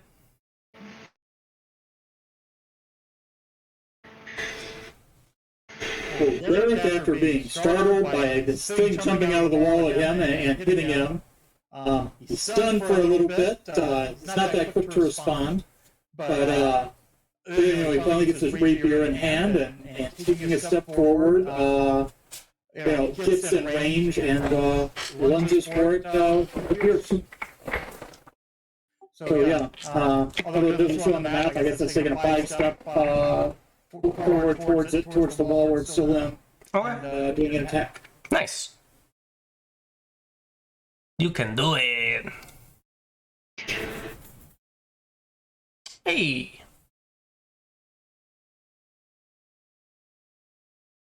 Nice. You And swerves a decent blow. Pushes it to the shoulder and pulls back. That's okay. So you have. I'm just curious. What you have? Instant damage? Is that how yours works? No, it's dex. I think you get that later, like the studied strike or something. I don't know if you ever I get think it. that fencing grace that gives it to me. That's great. Do you have the weapon? Okay. I was. That makes. I figured it out now. Great. Thank you. Just curious. I was just curious because I know your stats are a little different. That doesn't matter. when the swashbuckler's trying to understand the other swashbuckler. Swashbuckler.exe has crashed. Yeah, he has the same attack bonus as I do because his is a masterwork rate. That's what it was. Yeah, because I have higher dex. He has a masterwork. We both have to have weapon focus. So anyway, I was just wondering. Yeah, that just makes sense. And I wanna go there and get some damage in, or I wanna heal. Kill the thing. Yeah, I wanna kill the thing. Kill the thing. Not bad. We'll move up to hopefully flank the fella here. No, No? because he's in the wall, remember? He's not actually in this tile. That's the tile Garrick's in. Also, you might want to consider whether you actually want to move that way because of the fact that this thing may well have reach. You might provoke. But most certainly has reach. It hit Garrick from the wall, and Garrick was in the spot he actually shows at originally. So Athela did acrobatics. I don't know what Trigus wants. You do know that it has the ability to hit things that are farther away. Yeah, I'm probably just mixing up how attacks opportunity work because I've been playing 5e lately. Oh yeah, it's very different. So remind me, attack opportunity is when you're entering or leaving her reach. Leaving. No, if you move within their threat space. It's the moving within that was messing me up. No, every time you leave a threatened square, like you can only get one attack opportunity per movement. So it's within or leaving, essentially. It's moving in a threatened space, is the easy way to put it. If I want to get up to it, I have to risk this attack, though, so I guess Or I'll you can use make an acrobatics check. Yeah, I'll use acrobatics to try and avoid it. I'm not super amazing at acrobatics, but I'm not terrible either. Especially since I got lighter armor now.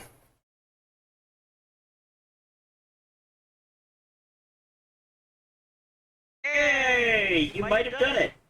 You're wearing light armor now, right? Yeah. Yeah, okay. I was gonna say, you can't do that if you don't have light armor. Technically, the person in full plate can still try to make an acrobatic. No, you literally can't if you're wearing medium or heavy armor. Same with your loads if they're medium or heavy. Unless you have a special effect, but I don't know of any. That's kind of just a rule for Pathfinder in general. That is enough for you to get in there. Okay. Now you can attack.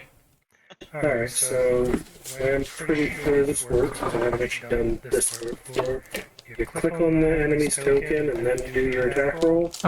If you're trying to target them on the map, you will make sure you have your token selected and then hold control left click on the enemy token to target them. Control.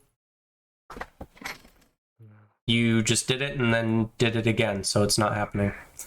So there. There you go. You can tell either in the combat tracker if someone is being targeted by someone, or if you hover over a token, you'll see arrows pointing from them to everyone they're targeting. And now the terrifying thing, this is Waffle Elf. Oh, dear. Okay, so raising Morning Star overhead, gonna go for a heavy swing. Nope. Ouch. Whiff. I think we only talked about this once, but or maybe twice. Did I mess something up? No. But I always ask for a little bit of description of what's going on for my players, even when we're in combat.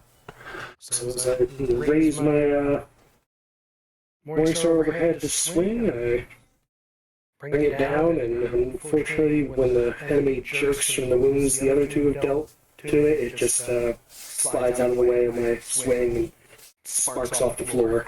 Nice. Appreciate it. Then you can end your turn in the combat tracker. Oh, right. It's a lot smoother once we get used to it. I know there's a few people here that aren't yet, but it doesn't take long once you've used it a few times. Yeah, it is pretty second nature for me at this point, for example. I've been in a bunch of games. I just get in the habit, if we're in combat, to leave the combat tracker open in some capacity.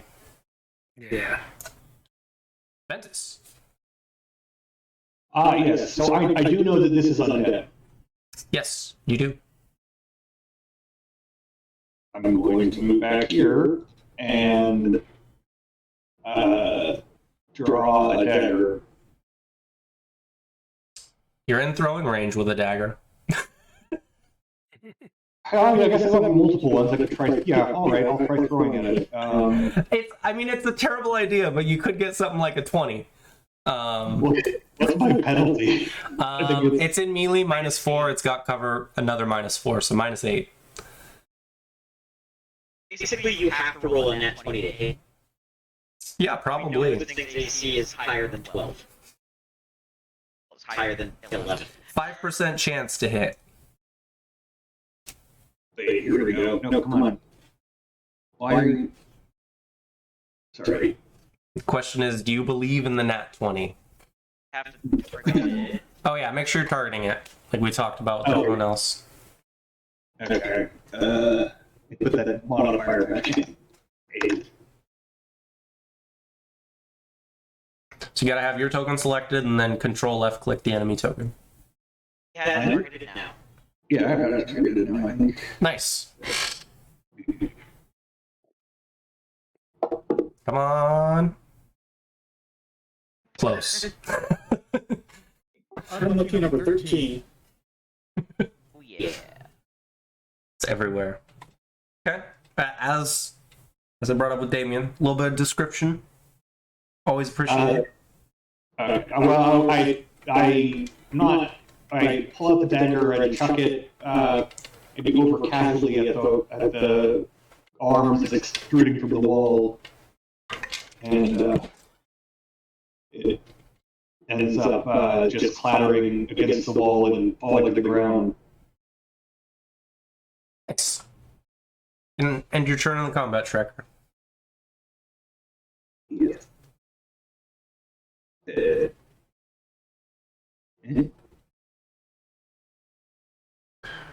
Sure. I used to do a lot for the combat tracker was, you guys know how all your images are on the top left?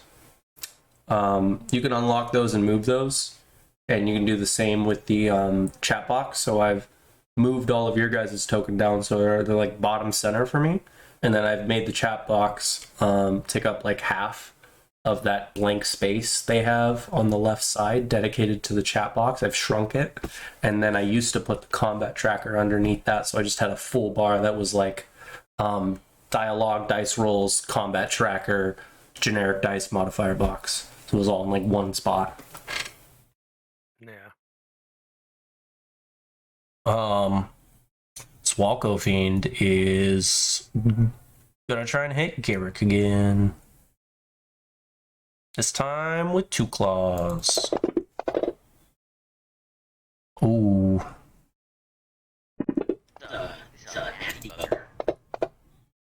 Thank God he's rolling super low damage.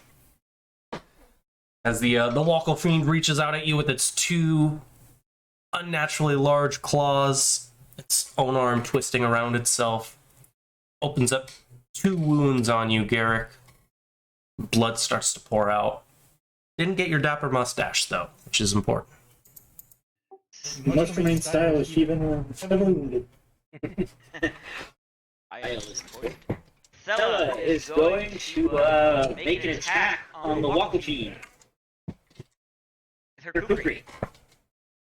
Sounds like something from Shadowrun. That's what I'm thinking. So unfortunate. Oh no. No, that's God's abandoned us. Well, Estella takes a strike at it, but it pulls back into the wall partially, so spark flies, blade ricochets off the wall.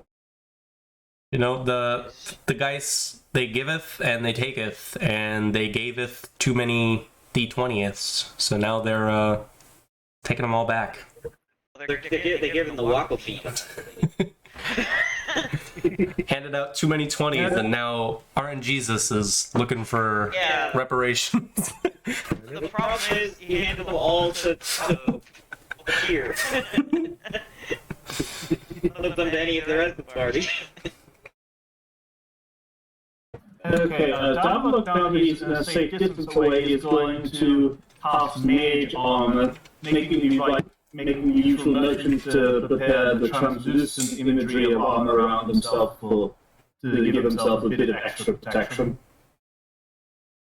Nice. Mage armor.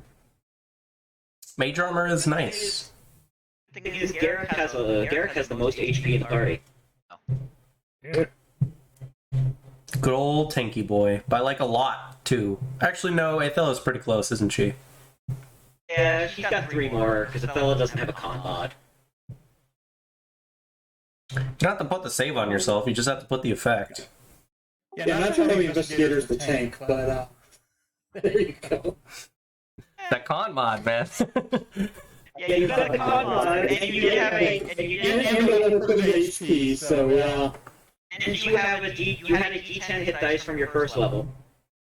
That's true. Hey, you had a D10 too. I don't know what you're over here pointing. You got a D10. No, I wasn't saying it that way. I was just pointing out that he had a D10 and a con mod, and put his con into his levels. That's how he's the tankiest one. That's all I was saying. That combination. I admit, Athella could have been tankier. I did not make her that way. I mean, Garrett's throwing it pretty hard enough the last couple of hits, but not withdrawing. He lunges forward again, hoping to finish the thing off this time. I believe in you, Garrick. Who wouldn't believe in that mustache? It is a very dapper mustache. Very, very. Oh man, it's still up. It's just really hurt. It's in the same bracket. Heavily wounded. Well, this time he catches it firmly, and the rapier goes in deep, and he pulls it out. But yeah, the thing still looking pretty good there. Doesn't look much changed. It's hard to kill undead. No one blames you. Yeah. I blame. The mustache blames me. Yeah. Not living up to its glory. The mustache is very concerned. Yes. You call yourself a bearded man. Alright, so Control left click and No, you've untargeted him now. it stays it. Yeah, it stays there because I've told you all to churn off the rule that says immediately deselect targeted people. Alright, well, I'm going to drag my Morning Star back up. The thing's reeling from Garrett's blow and try to bring it down on the back of its neck and hopefully just kill it. Nice! Okay, I roll. Nice! Yeah! Do I have to roll damage? No, You just roll damage. So the way Fantasy Grounds work is the last type of roll you made is how it'll calculate damage. So if you accidentally mess up with like a crit hit when you got one and you shouldn't have, then you'd have to re-roll and then it would treat it as a regular hit. Okay, so I just drag over from the damage box. It'll Yeah, it'll give you crit because the last thing it checked was that you made a crit. You can also just click the damage box too. Oh, you just click it too. Yeah, double click it, I think. Nice. Less one dead Wacklefiend. So Pull back that hard swing. This time it doesn't move out of the way, and the heavy sphere of metal and spikes cracks into the back of its neck and shatters its spine. Yeah, you hear the sound of that spine being shattered, and as it falls into the ground, you see it like stop moving while connected to the wall, but it's like slowly falling into the floor.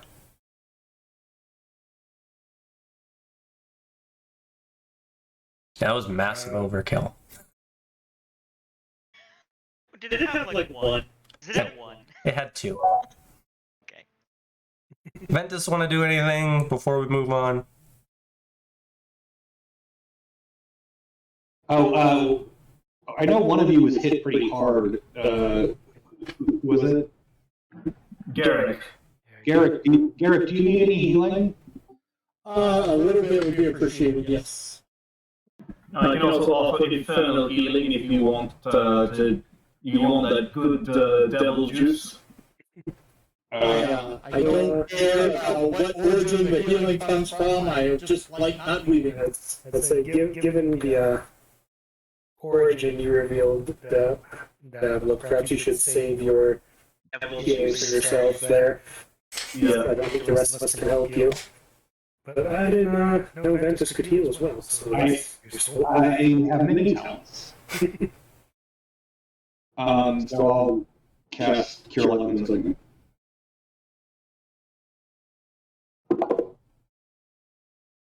I didn't target you. Yeah. I thought I had you targeted. No, you have yourself targeted. I didn't have any damage though. You need to untarget your. Oh no, Garrick has Garrick targeted. Do you have Garrick targeted? Yes. Okay. Yeah, he just did it right that time. He took off 5 points. Nice. Nice. Okay. We will now continue initiative as another Walko Fiend comes out of the wall. Down here. On the other end. No! And it's gonna pop up down here. Okay. And then it doesn't even need to go that far, but it will. And then it'll hit Athela. We'll try. Yeah, that is a good point. It will try. Athela will parry. That is a good call. But you don't need it. I already did it. If you have to declare that you're parrying before they roll. Oh, I thought you had to declare before the. I guess it wouldn't make sense for outcome in that case, would it? So I declare the attack before you roll, so yeah. So I declare the parry, and then I roll an attack roll, and if I roll higher, I get I parry it, and then I can riposte. Okay, yeah, throw it out. See if you can parry and riposte this Walko Fiend. Nice. Okay. We'll pulse the local feed, and I use a panache point for that, so I have no panache left.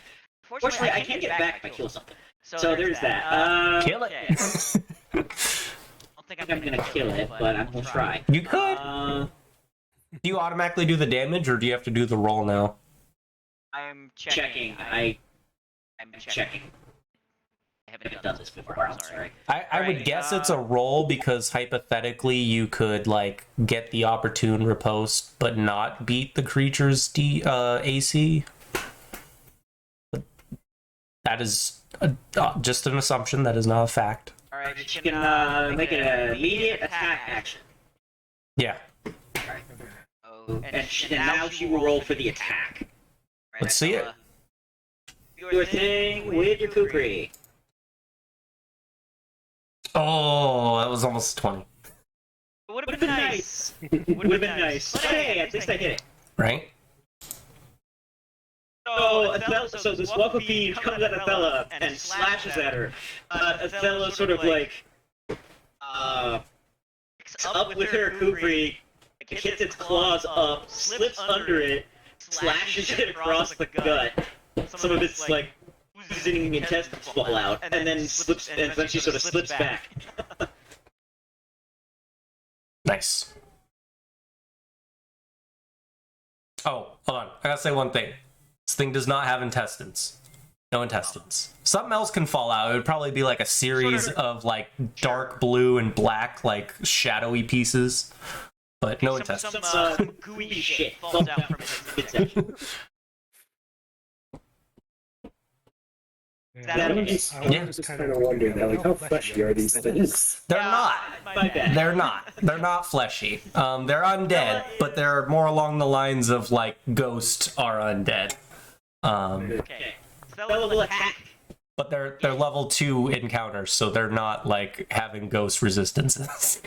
Okay, so she does not. She did an immediate action, so she does not have a. She can't make a swift action this turn, but she does. She's going to make a swift action anyway. So she is going to attack with her Cooper. Nice. Nice. These things have low AC. The problem is I can't roll high. I want to. I have the crit. I have the weapon with like really good crit range. But I haven't rolled high yet. No, we need our 2 crit boys to get some crits in. For our crit boy and crit girl. Yes. Alright. Or crit lord and crit lady. Sure. Yeah, so Estella, so she just, flicked it up, flicked its claws up as it reached for her, slashed it across the gut. It didn't fall. She darts back. She darts in again, buries the Krukri into its rib cage, and again it still doesn't fall. And she's took another step back, to back her position, and it's like holding it at the ready. But there's this bit of like look on her face that says like, "I won't you die." Like she's dealt 2 wounds that could have been lethal blows to a normal person, and this thing like doesn't seem to care. Because I'm already dead. So in a weird way, we could say that you were using the flick and slash technique. That will take one step up and single the target out with the finger gun as he propels a ray of frost. Or within its threatened range. No. It's 15 feet, right? Or is it still inside the wall? It's in the wall. I think it's reached starts the wall. Yeah, it's in the wall. Remember, it's 1 square up. And it only has a reach of 10 feet. Otherwise, it'd be able to hit other people. It's just diagonals are counted weird when it comes to weapons. They're not counted like movement. You didn't do it right. You had to have the -4. It's engaged in melee combat with Othello. Oh, right. Sorry. And you would have had another -4 from the cover that she's providing. It's like incredibly hard to hit people if there's something in between you and them and you're not spec'd for it. Pathfinder video games do a good job of Hey! We have a 0! Nice. Well, 1 does not. I know it says 0, but the lowest you can get is 1. Does not hit, fortunately. Oh. Need that precise shot. Yeah, because if I did hit, I would have killed it with that damage roll. Yeah, you would have. It was very close. This one is once again 2 HP away. Different HP value, but 2 HP away from death. Othello, she's not able to get back her. She has not been able to get a kill, so she can't get her protection back or her crit, so she still can't get her path back. I've actually seen arguments for not taking initiative boosters on swashbucklers and gunslingers for that argument. Like, that it's harder to get panache back if you're not immediately getting the kills. Or grit, in the case of the gunslinger. Yeah. I don't support it. I always want to go first, but I see why the argument's there. Yeah, and Othello wants to go first, because all of her dex scales off of that and everything, so... Yeah. Skill. Sorry, please, Skylar. Sorry for interrupting. Where is it exactly? Hitting the wall, then just north of where it is on the grid. Yeah. For convenience sake, I will just keep it south of where it actually is as much as possible. I think you're gonna have acrobatics. Yeah, I'm gonna have acrobatics to get in range then, so let me do that.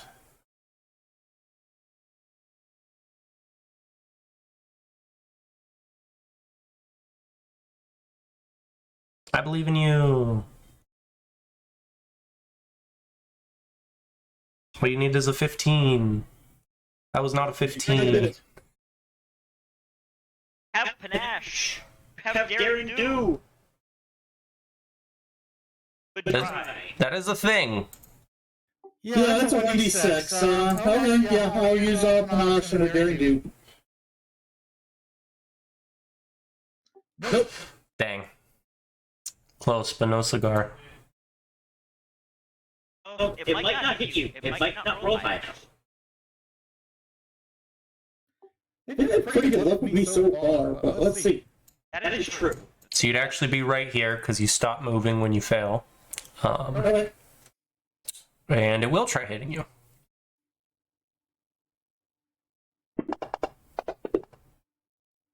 Nice. That was at me. Oh, I'm sorry about that. Ugh.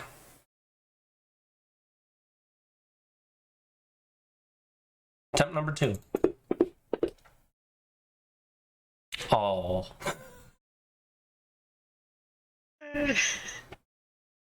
Now I feel bad. As if it had been the fucking 14. God damn it. Okay, well, you know, it's just a little bit of damage. You got healed. You're fine. I did. I'm back to where I was almost. You try moving in and out of the different swipes it's throwing at you, but it manages to catch you as you get within its reach. You have to stop so that you don't further provoke it.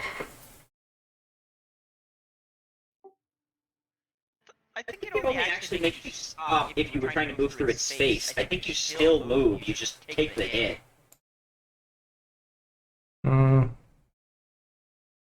Oh, it might. That's true. It might be different. Is it different for the move through space versus threatened area? Yeah, if you're trying to move through its space and you fail, you're stopped. If you're trying to move through its threatened space, you just take the attack of opportunity as the cost for through the space. Okay. Yeah, if that's the wording behind it, then my bad. So you can still, you still can finish your move, but you can still attack it. It just hit you as you moved into position to get it. Okay, then yeah, I'll do my attack back. Time to try to get some payback. Yeah, walk feed.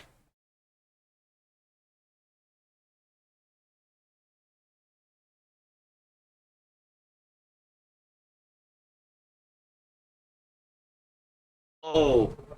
Those were all of the dice. Let's just get one. Let's get one more dice to rule them all.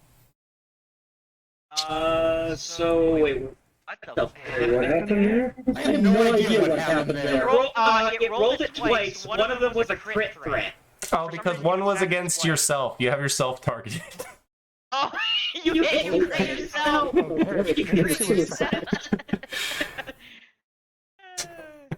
Okay. One more time. Great justice. Might get your panache back.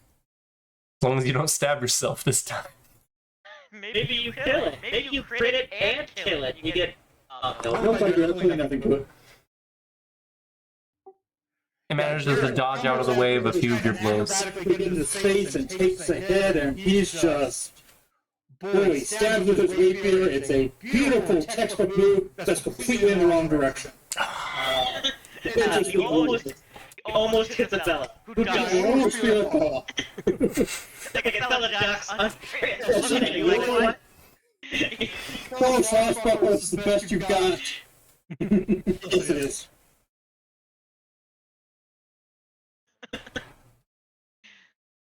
Alright, well, these two dance around doing acrobatic stabs. I guess we're just going to move up to the thing at a steady pace. Down, jumping the fact that I just have combat reflexes.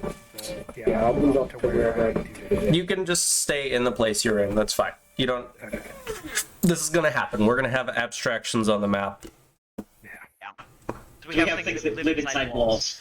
And then click to target. And just gonna roll my shoulders and wind up for another golden hammer swing. Watch him kill secure both of them. Hey, Damon, give me a second. Give me a second. This thing has combat reflexes. Well, okay, that's fine. Yeah. Gamble failed. Most things don't, which is kind of part of why I think it's a little like it's an expected thing early on. Combat reflexes are really uncommon, but it always feels a little dirty when something actually does have it. Especially when it's something like this that has it in such a cheesy way. It lives inside walls and has reach. It's just like, oh, really? This hits. I mean, a lot of incorporeal creatures that exist in walls, like a blind bite and combat reflexes, is not that common. Yes, they can. Alright. So I. Because Peso sometimes hates their players. They're just challenging you. Thing, even despite all the action going on around, it takes a slash at me, and I don't move in time. So it just rakes across my chest, grunt in pain, or Tychus' chest, grunt in pain, and take that swing. No. I'm pretty sure that next level my feat is going to be skill focus acrobatics. Yes, you actually would be in this space because Garrick is technically in the space where the Wolko Fiend is. Yep. Okay, that's my bad. Okay, well, that didn't go as over, did it? No, so having a day if you want. Hey, it's okay. Othello's the one who's hit it. It's probably going to keep trying to kill her. So, as I take that swing, the Wolko Fiend ducks under it, just cracks the walls, sending off little chips of stone. Nice. And then I gotta hit the button. Ventus. No, I need to. There we go. I am going to cast. I don't really have anything to do with this undead, so I'm going to cast guidance, and then 5 foot step up and utter the words, move up and cast it on Arthella. Okay. Yeah, draw it on. Appreciates the guidance. Sense of sort of divine purpose. Power of guidance compels you. Hit him better. She's him. He's hit him fine, the rest of them are whipping like crazy. She set you guys up for a kill secure, but none of you guys secured the kill. I guess you need to pass her. Probably a good call. On the bright side, looks like I basically just got to be here for the whole session, so... Yeah. Yeah, I just noticed the time.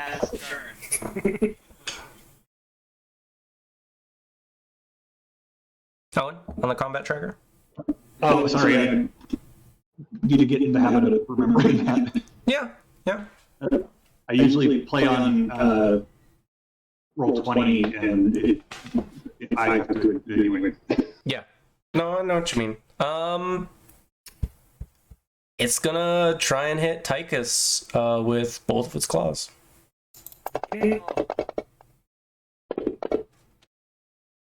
That's good. Oh, okay. Dude, it wasn't a crit. That could have been bad. And it lunges forward at you, trying to swipe you a few times. And you manage to duck out of the way of the second one. But you underestimated the first one. And it lashes you. Pretty good wound, too. That one hurt.